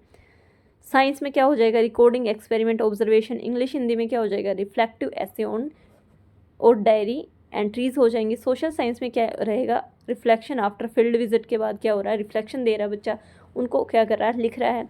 उसके बाद योगा एंड फिजिकल एजुकेशन में क्या हो जाएगा, ट्रैकिंग डेली फिटनेस और योगा प्रैक्टिस। और आर्ट में क्या हो जाएगा, रिफ्लेक्शन ऑन क्रिएटिव प्रोसेस। क्यों यूज़फुल रहता है, help learners internalize experiences, evaluating learning and self improve. 11th is hands on activities. अब हैंड्स ऑन एक्टिविटीज़ में क्या होता है कि direct physical involvement, touching and experimenting. यानी कि बच्चा क्या करता है, डायरेक्ट क्या करता है, फिजिकल इन्वॉल्वमेंट होती है बच्चे की टास्क करने में। Suitable for practical skill based learning. तो जहाँ प्रैक्टिकल लर्निंग चाहिए या स्किल बेस्ड लर्निंग चाहिए होती है वहाँ क्या रहेगा, सूटेबल रहेगा। जैसे मैथमेटिक्स में क्या हो जाएगा, यूजिंग शेप्स, ऑब्जेक्ट एंड अबेस्कस हो जाएगा। साइंस में मॉडल, सिंपल मशीन या प्लांटिंग सीड्स हो जाएगा। आर्ट में क्राफ्टिंग, पेंटिंग, क्ले मॉडलिंग हो जाएगी। होम साइंस में क्या हो जाएगा, cooking, sewing and stitching. Physical education में क्या हो जाएगा, sports practice, yoga and drill. अब जो ये मेथड है वो क्या करता है, लर्निंग को प्रमोट करता है through touch, movement and action, specially for kinesthetic learner. जो काइनेस्थेटिक लर्नर होते हैं उनमें क्या करेगा, स्पेशली तो उनमें वैसे क्या करता है, जो लर्निंग है उसको प्रमोट करता है through touch, movement and action. Next is and experiential learning. ये जो एक्सपीरियंशियल लर्निंग है और NEP 2020 है उनका आपस में क्या लिंकेज है। जो NEP 2020 है ना वो स्ट्रॉन्गली प्रमोट करती है experiential, hands on, discovery based, inquiry based and project based learning to shift from rote learning to real understanding. यानी कि NEP 2020 क्या कर रही है, एक्सपीरियंशियल को, hands on, discovery based and inquiry based और प्रोजेक्ट बेस्ड लर्निंग को क्या कर रही होती है, प्रमोट कर रही होती है, ताकि जो लर्निंग है वो रोट लर्निंग से कैसे शिफ्ट हो पाए, रियल अंडरस्टैंडिंग की तरफ जा पाए। अब कैसे NEP प्रमोट करती है एक्सपीरियंशियल लर्निंग को। First is shift from rote to competency based education.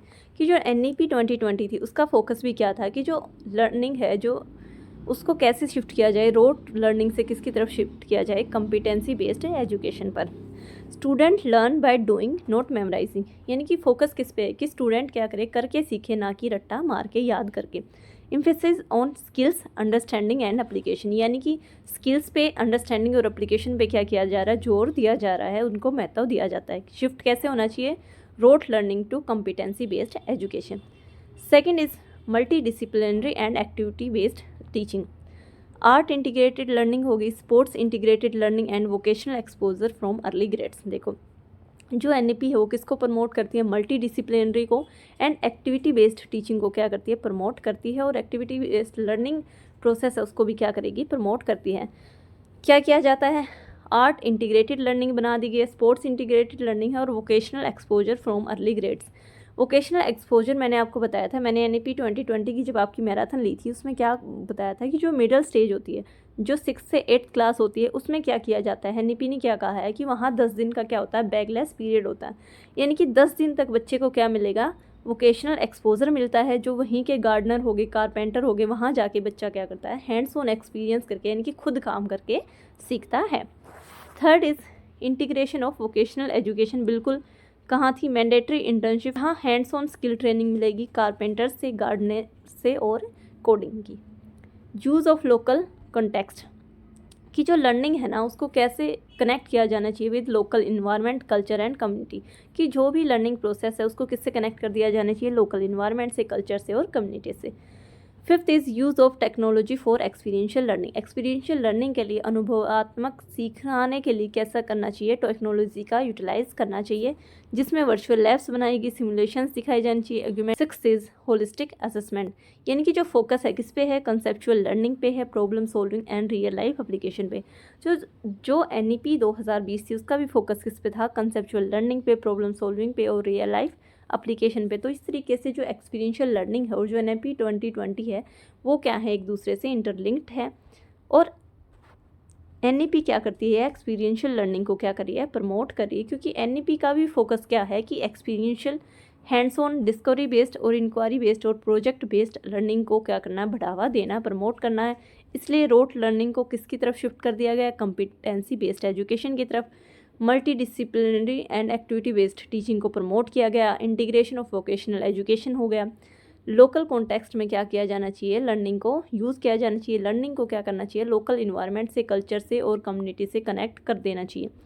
Technology का यूज़ किया जाना चाहिए एक्सपीरियंशियल लर्निंग के लिए। और होलिस्टिक क्या होना चाहिए, असेसमेंट होनी चाहिए। यानी कि कंसेप्चुअल लर्निंग पे, प्रॉब्लम सॉल्विंग और रियल लाइफ एप्लीकेशन पे क्या होना चाहिए, फोकस होना चाहिए।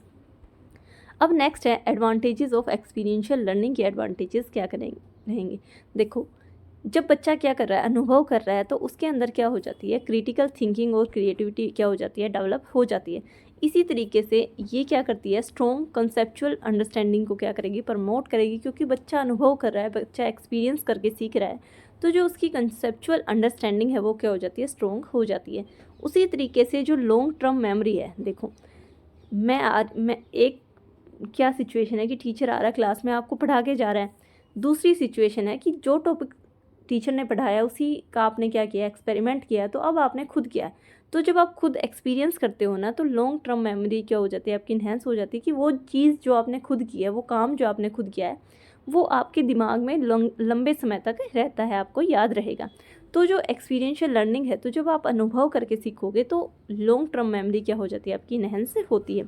ऐसे ही जो थ्योरी है उसको किससे करना है, रियल लाइफ एप्लीकेशन से कनेक्ट करना है। कि जो भी थ्योरी में आप पढ़ रहे हो उसको आप क्या कर पाओ, रियल वर्ल्ड से क्या कर पाओ, कनेक्ट कर पाओ। और जो चीज़ें आपके लिए समझना है वो क्या हो जाए, ईजी हो जाए। Improve communication and team work को क्या करती है, एक्सपीरियंशियल लर्निंग इंप्रूव करेगी, कम्युनिकेशन स्किल्स को इंप्रूव करेगी। और टीम वर्क यानी कि साथ मिलकर काम करने को भी क्या करती है, बढ़ावा देती है। Encourage self confidence and independence, जो खुद का कॉन्फिडेंस है, सेल्फ कॉन्फिडेंस है, और उसके अलावा जो इंडिपेंडेंस है यानी कि जो स्वतंत्रता है उसको क्या करती है, इनकरेज करेगी।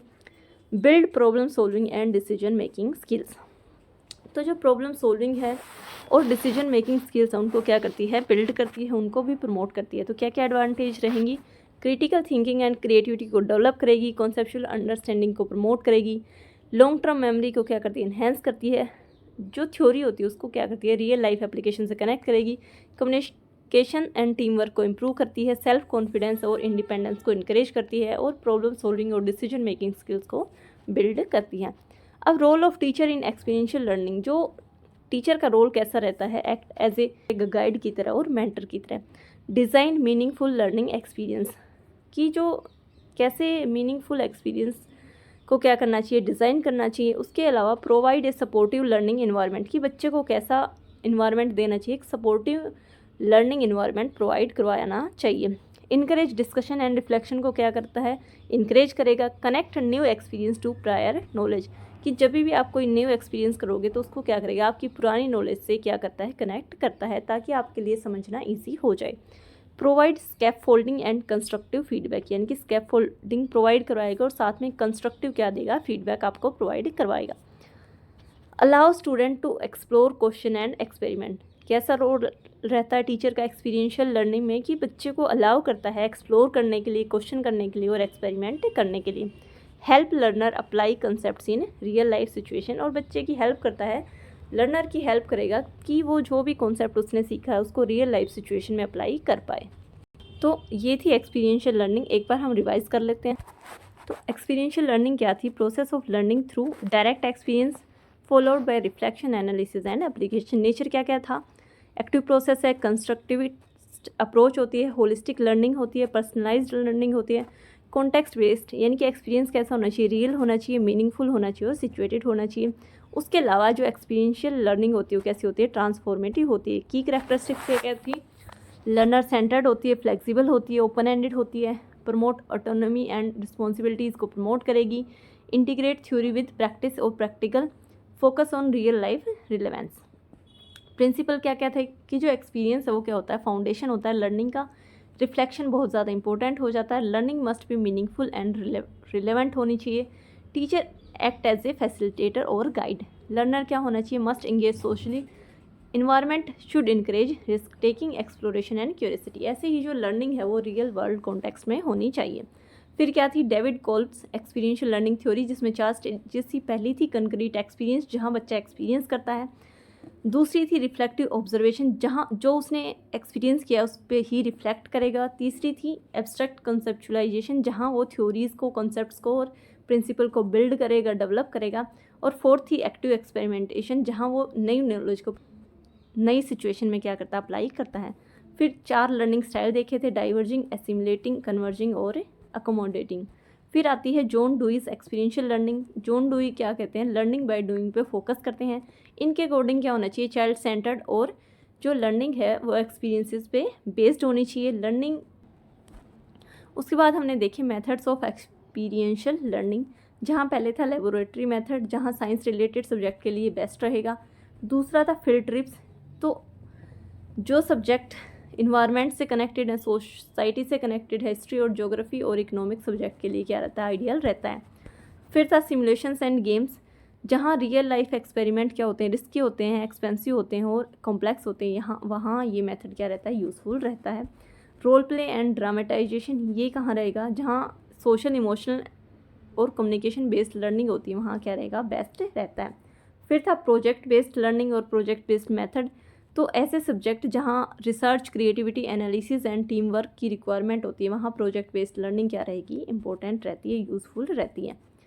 फिर था केस स्टडी, जहाँ क्रिटिकल थिंकिंग की ज़रूरत होती है और रियल वर्ल्ड एप्लीकेशंस अप्लाई करनी होती है, वहाँ केस स्टडी क्या रहता है, बेस्ट रहेगा। फिर problem solving method, analytical, mathematical और साइंटिफिक सब्जेक्ट्स के लिए क्या रहता है, यूज़फुल रहता है। फिर इंटर्नशिप, जहाँ जो कि स्किल बेस्ड और वोकेशनल सब्जेक्ट्स के लिए क्या रहेंगी, इम्पोर्टेंट रहेंगी। फिर था कम्युनिटी सर्विस, उसके बाद हमने देखा था रिफ्लेक्टिव जर्नल्स एंड लॉग्स। फिर हमने 11th मेथड क्या था, हैंड्स ऑन एक्टिविटी, जहाँ बच्चा खुद करके सीखता है, तो जो प्रैक्टिकल और स्किल बेस्ड लर्निंग होती है वहाँ क्या रहता है, सूटेबल रहता है।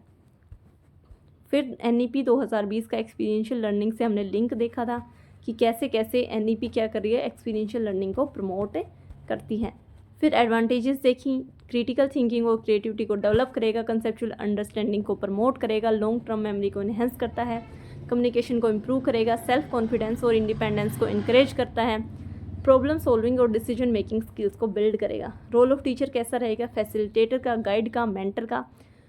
उसके अलावा एक सपोर्टिव लर्निंग एनवायरनमेंट प्रोवाइड करवाता है टीचर, डिस्कशन और रिफ्लेक्शंस को इनकरेज करेगा, न्यू एक्सपीरियंस को पुरानी नॉलेज से कनेक्ट करता है, help learner apply concepts in real life situations.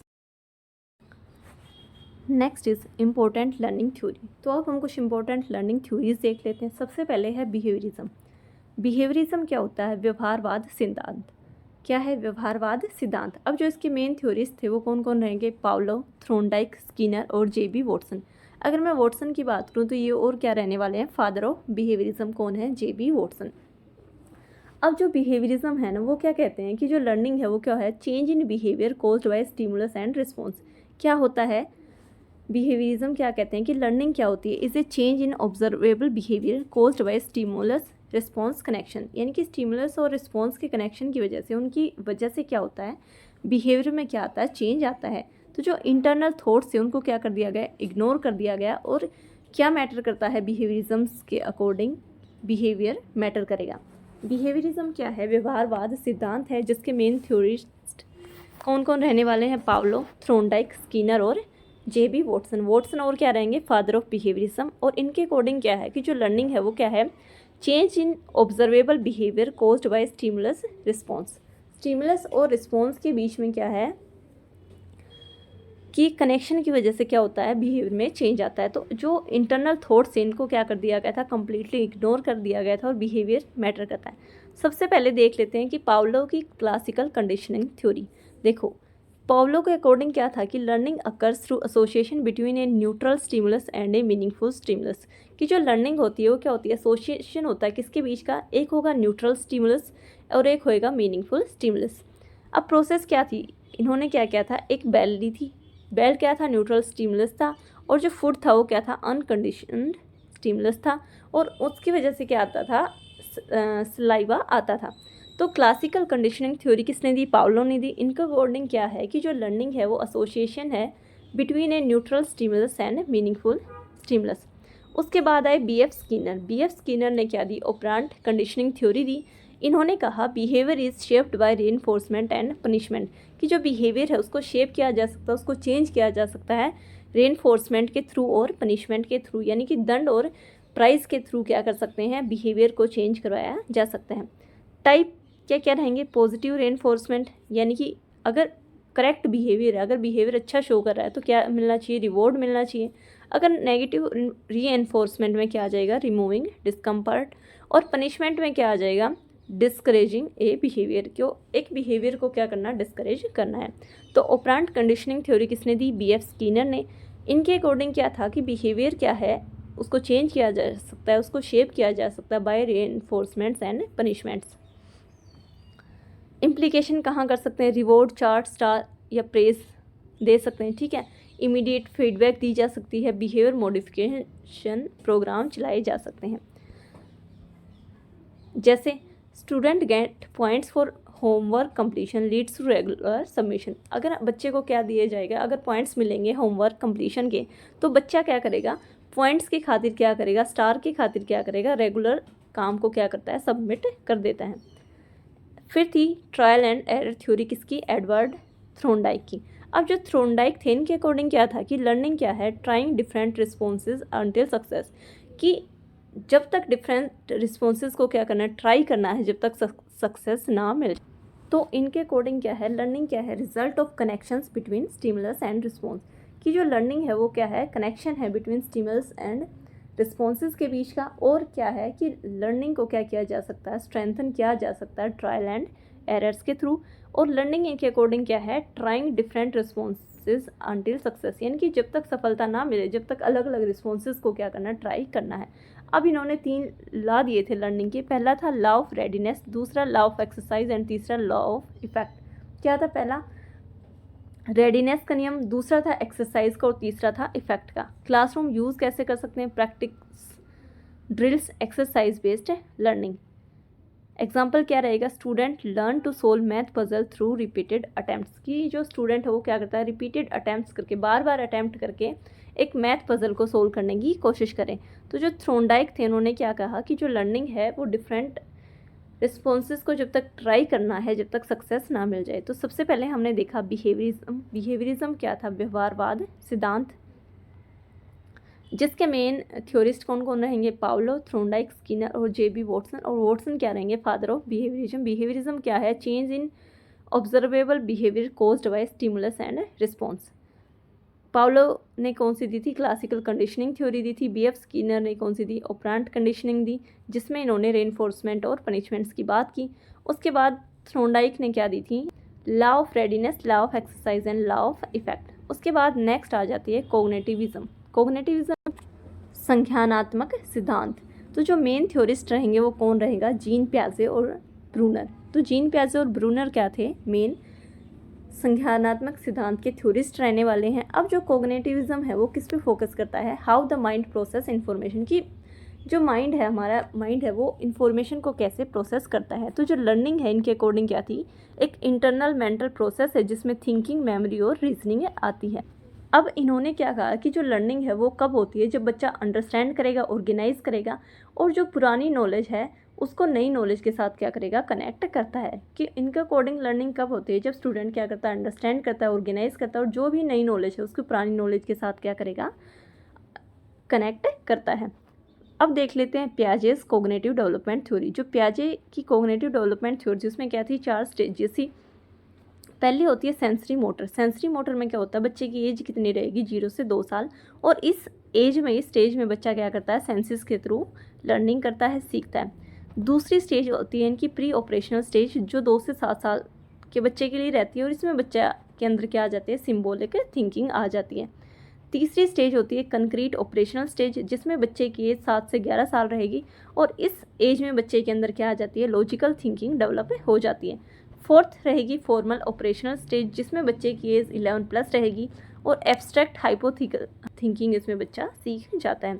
Classroom implications क्या क्या हो सकते हैं, यूज़ एज अप्रोप्रिएट एक्टिविटीज़ का यूज़ किया जाना चाहिए, एक्टिव पार्टिसिपेशन को इनक्रेज किया जाना चाहिए और कंक्रीट मटेरियल होने चाहिए यंग लर्नर्स के लिए।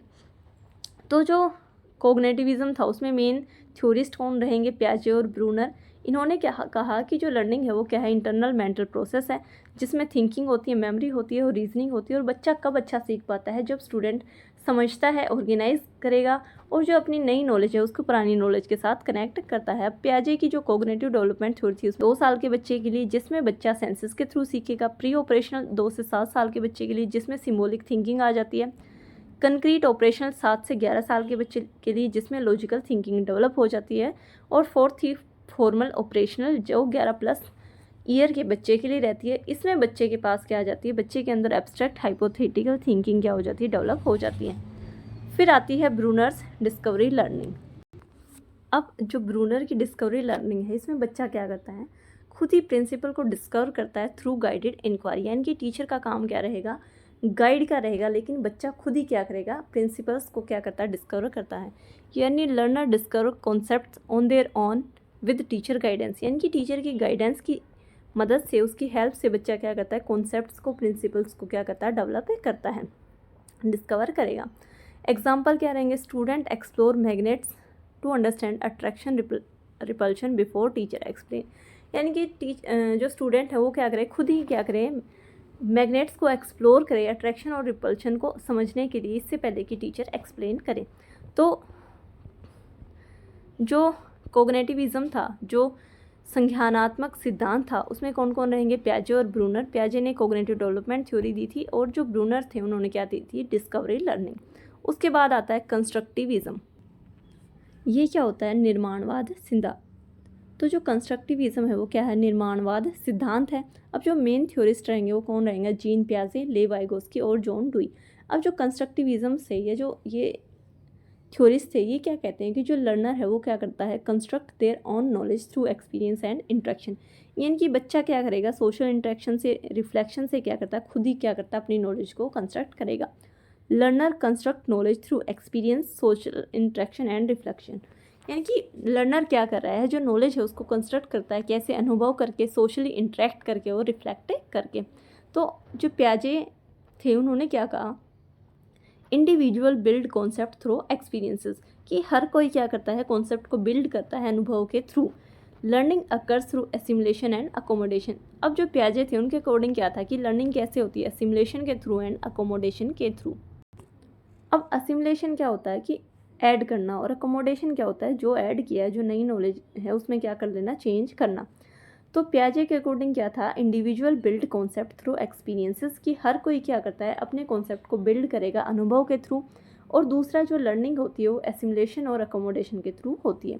उसके बाद आती है सोशल कंस्ट्रक्टिविज्म। अब जो वाइगोस्की थे उन्होंने क्या दी थी, उन्होंने सोशो कल्चर अप्रोच को क्या किया था, फॉलो किया था। अब उनके अकॉर्डिंग क्या था कि बच्चा कैसे सीखता है, सोशली इंटरेक्ट करके, लैंग्वेज और कल्चर के थ्रू। तो वाइगोस्की के अकॉर्डिंग क्या था कि बच्चा सोशली इंटरेक्ट करके, लैंग्वेज के थ्रू और कॉन्सेप्ट के थ्रू और कल्चर के थ्रू सीखता है। अब इन्होंने किसकी बात की थी, जोन ऑफ प्रोक्सिमल डेवलपमेंट। जो ZPD होता है वो क्या होता है, वो संभावित विकास का क्षेत्र होता है, यानी कि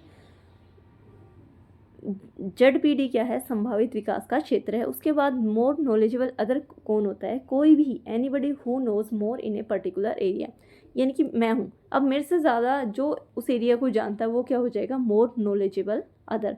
तो MKO क्या हो जाता है कि जो भी बच्चे से ज़्यादा जानेगा वो क्या हो जाएगा, anybody who knows more in particular area.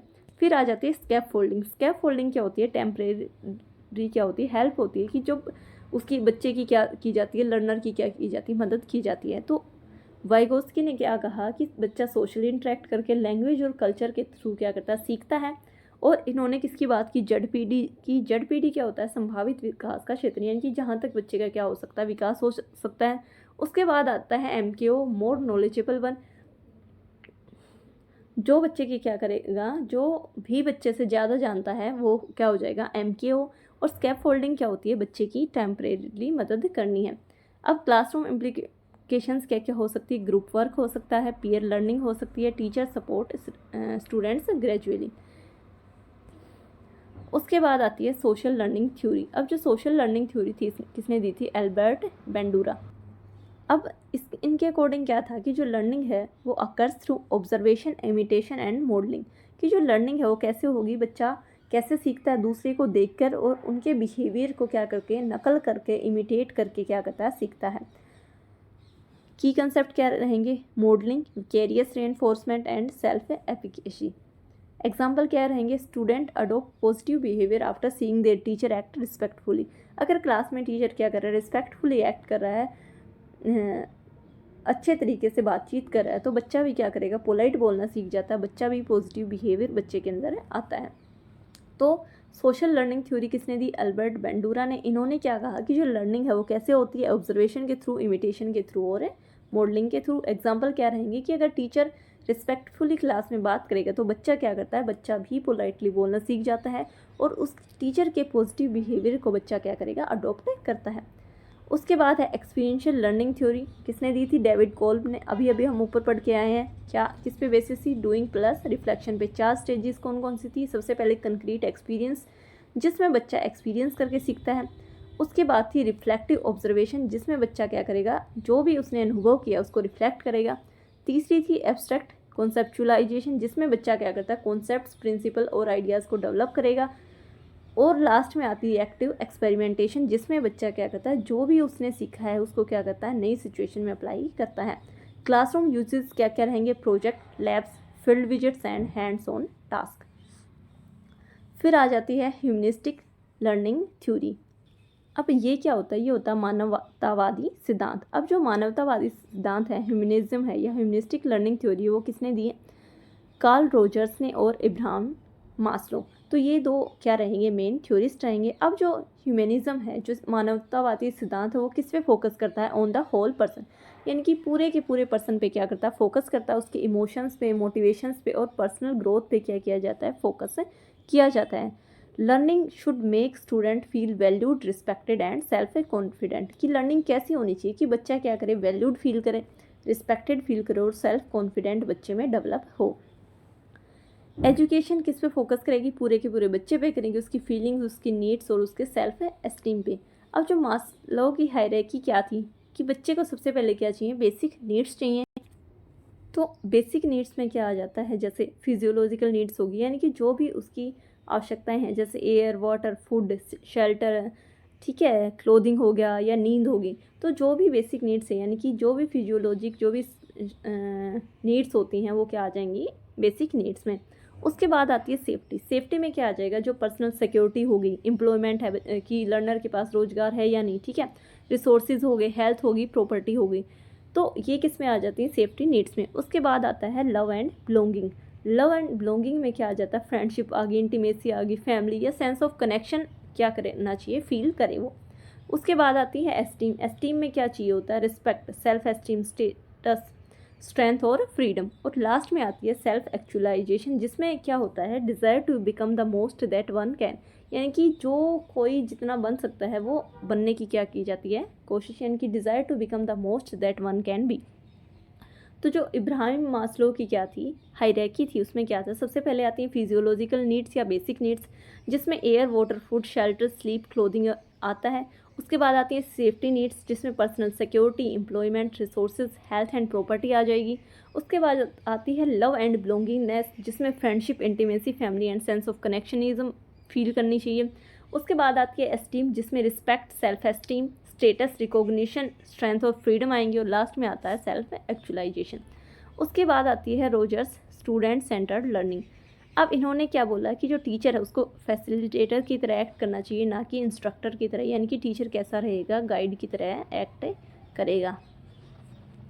Implication क्या हो सकती हैं, सेफ सपोर्टिव इन्वायरमेंट हो, रिस्पेक्ट एंड एम्पैथी हो और ओपन कम्युनिकेशन हो।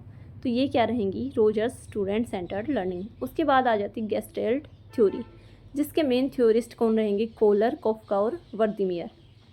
अब इन्होंने क्या दिया कि learning is based on seeing the whole pattern not parts, यानी कि लर्निंग क्या है, पूरे के पूरे पैटर्न को देखना, ना कि पार्ट्स को। ऑल्सो कॉल्ड इंसाइट लर्निंग, और क्या कहा जाता है इसको, इंसाइट लर्निंग थ्योरी भी कहा जाता है। एग्जाम्पल क्या रहेंगे, sudden understanding of how to solve a puzzle.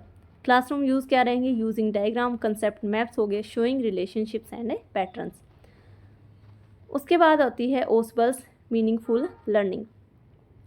इन्होंने क्या कहा कि जो लर्निंग बिकम मीनिंगफुल वहन कनेक्टेड टू प्रियर नॉलेज, यानी कि जब भी लर्निंग है, नॉलेज है, उसको प्रियर नॉलेज से क्या किया जाता है, कनेक्ट किया जाता है, तो जो लर्निंग हो जाती है वो कैसी हो जाती है, मीनिंगफुल हो जाती है।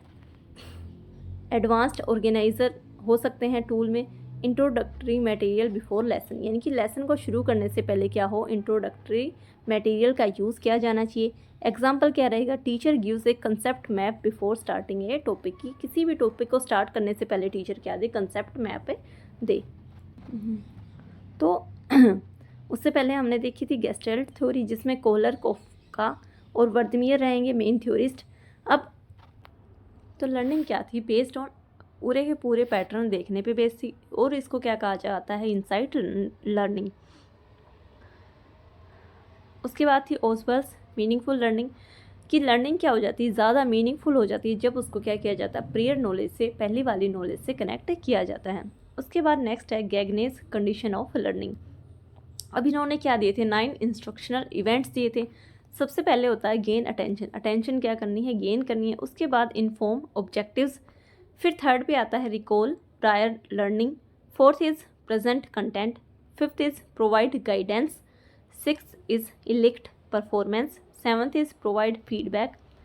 Eighth is assess performance. Ninth is enhance retention and transfer. क्या कहा इन्होंने, 9 इंस्ट्रक्शनल इवेंट दिए। सबसे पहला था गेन अटेंशन, फिर आता है इन्फॉर्म, ऑब्जेक्टिव्स, तीसरा आता है recall, prior learning, fourth is present content, fifth is provide guidance, six is elicit performance, seventh is provide feedback, eighth is assess performance और ninth is enhance retention and transfer. तो designing structured lesson plans के लिए क्या रहेगा, इसका use रहेगा।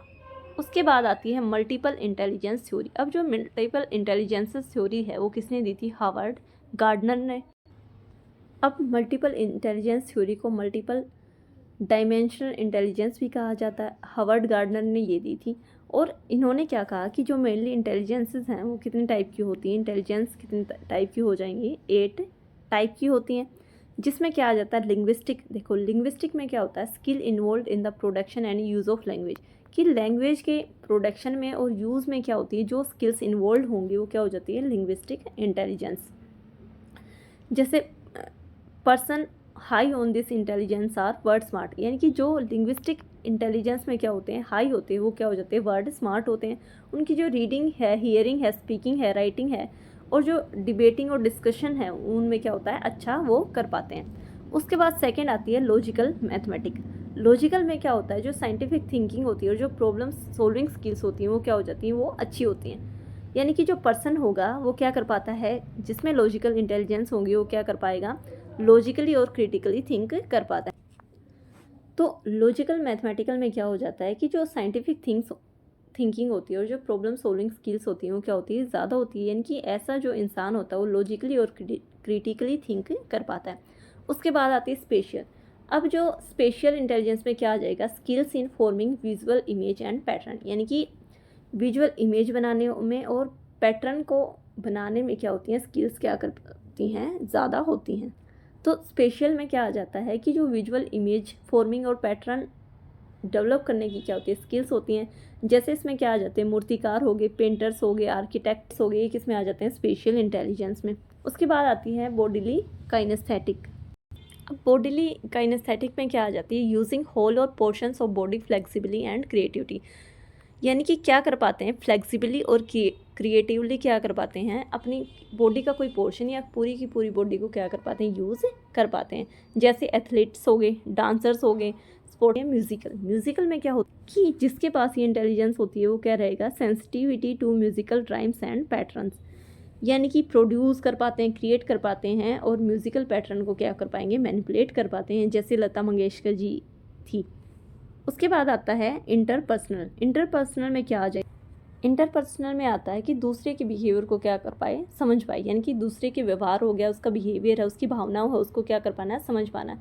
जैसे psychologist हो जाते हैं, काउंसलर्स होते हैं, पॉलिटिशियंस होते हैं, सोशल वर्कर्स होते हैं, वो किस में आ जाते हैं, उनके पास क्या होती है, इंटरपर्सनल इंटेलिजेंस। फिर आती है इंट्रापर्सनल में क्या होता है कि कोई अपनी ही फीलिंग्स को, मोटिव्स को, उसकी जो ह्यूमन एग्जिस्टेंस है और मीनिंग ऑफ लाइफ और डिजायर्स को क्या कर पा रहा है, समझ पा रहा है। यानी कि जो पर्सन होता है उसमें क्या होंगी लेकर। तो इंट्रापर्सनल में क्या आ जाती है कि कोई है जो खुद की ही फीलिंग्स को, मोटिव्स को, ह्यूमन एग्जिस्टेंस को और लाइफ की जो लाइफ है और जो डिज़ायर्स हैं उनके मीनिंग को क्या कर पा रहा है, समझ पा रहा है। और लास्ट में आती है नेचुरलिस्टिक में क्या होता है, sensitive to the features of the natural world. तो जो भी नेचुरल वर्ल्ड की फीचर्स हैं उनके प्रति क्या है, अगर कोई सेंसिटिव है तो वो कैसा आ जाता है, नेचुरलिस्टिक। तो जो मल्टीपल इंटेलिजेंस थ्योरी दी थी, किसने दी थी, हावर्ड गार्डनर ने। और इन्होंने 8 इंटेलिजेंसेस की बात की। पहला लिंग्विस्टिक, जो लैंग्वेज में होता है, लॉजिकल, जिसकी लॉजिकल, क्रिटिकल और साइंटिफिक जो थिंकिंग होती है वो क्या हो जाती है, ज़्यादा होती है। फिर स्पेशियल, जो क्या कर पाता है, विजुअल इमेजेस बना पाता है। फिर बॉडीली काइनेस्थेटिक, जो अपनी बॉडी को फ्लेक्सिबली और क्रिएटिवली क्या कर पाता है, यूज़ कर पाता है। उसके बाद म्यूज़िकल, जो पैटर्न्स को, म्यूज़िक पैटर्न हो गए, राइम्स हो, उनको क्रिएट कर पाए या मैनिपुलेट कर पाए। फिर इंटरपर्सनल, जो दूसरे के व्यवहार को और भावनाओं को क्या कर पाता है, समझ पाता है। फिर आती है इंट्रापर्सनल, जिसमें कोई खुद की ही फीलिंग्स, मोटिव्स और ह्यूमन एग्जिस्टेंस को समझ पा रहा है। और 8th थी नेचुरलिस्टिक, जिसमें दूसरी जो नेचुरल वर्ल्ड है उनकी फीचर्स को लेकर क्या होती है, सेंसिटिविटी होती है। अब आती है कर्ट लेविन्स फील्ड थ्योरी। अब जो कर्ट लेविन थे उन्होंने किस में बिलीव किया कि जो लर्निंग होती है is influenced by environment in which the learner exist. कि लर्नर जिस इन्वायरमेंट में एग्जिस्ट कर रहा है उसके द्वारा क्या की जाती है, जो लर्निंग प्रोसेस है उसको इन्फ्लुएंस्ड किया जा सकता है। की कॉन्सेप्ट क्या क्या रहेंगे, learning involves action followed by feedback. कि जो लर्निंग है उसके लिए क्या चाहिए, एक्शन चाहिए, और एक्शन के बाद क्या होता है, फीडबैक दी जाती है। Group discussion and collaborative activities strengthen learning. की जो ग्रुप डिस्कशन है और जो चीज़ हैं वो क्या कर देती है, लर्निंग प्रोसेस को स्ट्रेंथन करती हैं, उसको बढ़ावा देती हैं। तो एक प्रोसेस होती है, प्लानिंग किया जाता है जिसमें एक्शन क्या होगा और इवेल्युएशन एंड फीडबैक। इस मॉडल जो होता है ये क्या होता है, फाउंडेशन ऑफ एक्शन रिसर्च। तो कर्ट लेविन की जो फील्ड थ्योरी थी, उन्होंने क्या कहा, लेविन ने किस चीज़ में बिलीव करते थे कि जो लर्निंग होती है वो इन्वायरमेंट के द्वारा क्या की जाती है, इन्फ्लुएंस की जाती है, जिसमें भी लर्नर एग्जिस्ट करता है। की कंसेप्ट क्या रहेंगे कि जो लर्निंग है involve action followed by feedback, group discussion और जो कोलैबोरेटिव एक्टिविटीज़ हैं, कोलैबोरेटिव एक्टिविटीज़ क्या करती हैं, लर्निंग को स्ट्रेंथन करती हैं। और प्रोसेस में क्या रहेगा, प्लानिंग, एक्शन एंड इवेल्युएशन और फीडबैक। तो ये कुछ हमने इंपॉर्टेंट लर्निंग थ्योरीज देखी हैं, इनको एक बार और हम रिवाइज कर लेते हैं। सबसे पहले हमने देखा था बिहेवियरिज्म। तो बिहेवियरिज्म में हमने कौन कौन देखे थे, मेन जो थिंकर रहेंगे वो कौन रहेंगे, पावलो, थ्रोनडाइक, स्किनर, जेबी वॉटसन। और वॉटसन क्या रहेंगे, फादर ऑफ बिहेवियरिज्म। बिहेवियरिज्म में क्या है कि जो चेंज होता है वो बिहेवियर में स्टिमुलस और रिस्पॉन्स के कनेक्शन की वजह से होता है। क्लासिकल कंडीशनिंग थ्योरी किसने दी थी, पावलो ने। ऑपरेंट कंडीशनिंग किसने दी, बीएफ स्किनर ने। और स्किनर ने किसकी बात की है कि जो बिहेवियर है वो रेनफोर्समेंट और पनिशमेंट के द्वारा शेप किया जाता है। उसके बाद आ जाती है ट्रायल एंड एरर थ्योरी, किसकी, एडवर्ड थ्रोनडाइक की। थ्रोनडाइक ने क्या कहा कि लर्निंग क्या है कि डिफरेंट रिस्पॉन्सेज को जब तक ट्राई करना है, जब तक सक्सेस ना मिल जाए। 3 लॉ दिए थे, exercise and law of effect. उसके बाद आ जाती है कोग्निटिविज्म, जिसमें जो मेन थ्योरिस्ट रहेंगे वो कौन रहेंगे, पियाजे और ब्रूनर। अब लर्निंग क्या होती है, इंटरनल मेंटल प्रोसेस होती है जो कि थिंकिंग, मेमोरी और रीजनिंग के थ्रू क्या होती है, लर्निंग प्रोसेस होती है। पियाजे ने कोग्निटिव डेवलपमेंट थ्योरी की 4 स्टेजेस दी थी, sensory motor, pre operational, concrete operational और फॉर्मल ऑपरेशनल। उसके बाद ब्रूनर डिस्की कॉन्सेप्ट को डिस्कवर करता है टीचर के गाइडेंस की में रहकर। फिर आती है कंस्ट्रक्टिविज्म। मेन थ्योरिस्ट रहेंगे पियाजे और वाइगोस्की। पियाजे ने क्या कहा कि हर कोई क्या करता है, एक्सपीरियंसेस के थ्रू अपने कॉन्सेप्ट को बिल्ड करेगा, और जो लर्निंग होती है एसिमुलेशन और अकोमोडेशन के थ्रू होती है। और जो असिमुलेशन होता है वो क्या होता है, ऐड करना एग्जिस्टिंग नॉलेज में, और अकोमोडेशन क्या करता है, जो भी एग्जिस्टिंग नॉलेज है उसमें चेंज करना। फिर आती है वाइगोस्की की सोशल कंस्ट्रक्टिविज्म। वाइगोस्की ने क्या कहा कि सोशली इंटरेक्ट करके लैंग्वेज के थ्रू और कल्चर के थ्रू बच्चा सीखता है। इसमें आता है zone of proximal development. More knowledgeable other क्या हो जाएगा कि जिसको क्या हो जाती है, ज़्यादा नॉलेज हो जाती है। उसके बाद स्कैफोल्डिंग यानी कि मदद देनी होती है लर्नर को। उसके बाद अल्बर्ट बेंडूरा की आती है सोशल लर्निंग थ्योरी, कि जो लर्निंग है ऑब्जर्वेशन के थ्रू, इमिटेशन और मॉडलिंग के थ्रू की जाती है। उसके बाद एक्सपीरियंशियल लर्निंग आती है डेविड कोल्ब की, कि लर्निंग कैसे होती है, डूइंग और रिफ्लेक्ट करके। 4 स्टेजेस कौन कौन सी थी, concrete observation, reflective observation, abstract conceptualisation और एक्टिव एक्सपेरिमेंटेशन। उसके बाद मानवतावादी सिद्धांत आता है इब्राहिम मास्लो और रोजर्स का। इन्होंने क्या कहा कि एजुकेशन को पूरे के पूरे चाइल्ड पे फोकस करना चाहिए, उसकी फीलिंग, नीड्स और सेल्फ एस्टीम पे। मास्लो की जो हायरार्की थी वो क्या थी, बेसिक नीड्स होने चाहिए, सेफ्टी, लव, एस्टीम और सेल्फ एक्चुअलाइजेशन। और रोजर्स ने क्या कहा कि जो टीचर है उसको फैसिलिटेटर की तरह, गाइड की तरह एक्ट करना चाहिए। फिर थी गेस्टेल्ट थ्योरी। कोलर, कोफका और वर्दमियर मेन थ्योरिस्ट रहेंगे। लर्निंग किस पे बेस्ड है, on seeing the whole pattern, और इसको इनसाइट लर्निंग थ्योरी भी कहा जाता है। उसके बाद आई ओसबेल की मीनिंगफुल लर्निंग, की जो मीनिंगफुल लर्निंग है कब आती है, जबकि पुरानी नॉलेज को नई नॉलेज से क्या किया जाए, कनेक्ट किया जाए। उसके बाद गैगनेस कंडीशन ऑफ लर्निंग के 9 इंस्ट्रक्शनल इवेंट्स आए थे, जिसमें gain attention, inform objectives, recall prior knowledge, present content, provide guidance, elicit performance, provide feedback, assess performance, enhance retention and transfer रहेगा। उसके बाद आई होवर्ड गार्डनर की मल्टीपल इंटेलिजेंस थ्योरी, जिसमें 8 इंटेलिजेंस इंक्लूड हैं, linguistic, logical, spatial, bodily, kinesthetic, musical, interpersonal, intrapersonal और naturalistic. फिर आई कर्ट लेविन्स की फील्ड थ्योरी। अब लेविन ने क्या कहा कि जो लर्निंग है वो इन्वायरमेंट के द्वारा क्या की जाती है, इन्फ्लुएंस की जाती है, जिसमें लर्नर एग्जिस्ट करता है। की कंसेप्ट क्या क्या रहेंगे, learning involve action followed by feedback है, ग्रुप डिस्कशन और जो कोलेबरेटिव एक्टिविटीज़ होती हैं वो लर्निंग को स्ट्रेंथन करती है। प्लानिंग, एक्शन और इवेल्युएशन क्या रहेगी, प्रोसेस रहेगी। और जो ये मॉडल था किसका फाउंडेशन था, एक्शन रिसर्च का। तो आज हमने एक्सपीरियंशियल लर्निंग पढ़ी, उसके अलावा हमने इंपॉर्टेंट लर्निंग थ्योरीज़ को मैंने आपके साथ डिस्कस किया है। तो अगर वीडियो पसंद आई हो तो वीडियो को लाइक करें, चैनल को सब्सक्राइब करें, बेल आइकन प्रेस करना ना भूलें, और कमेंट करके मुझे ज़रूर बताइए आपको वीडियो कैसे लगी। तो मिलते हैं नेक्स्ट वीडियो में, तब तक के लिए बाय बाय।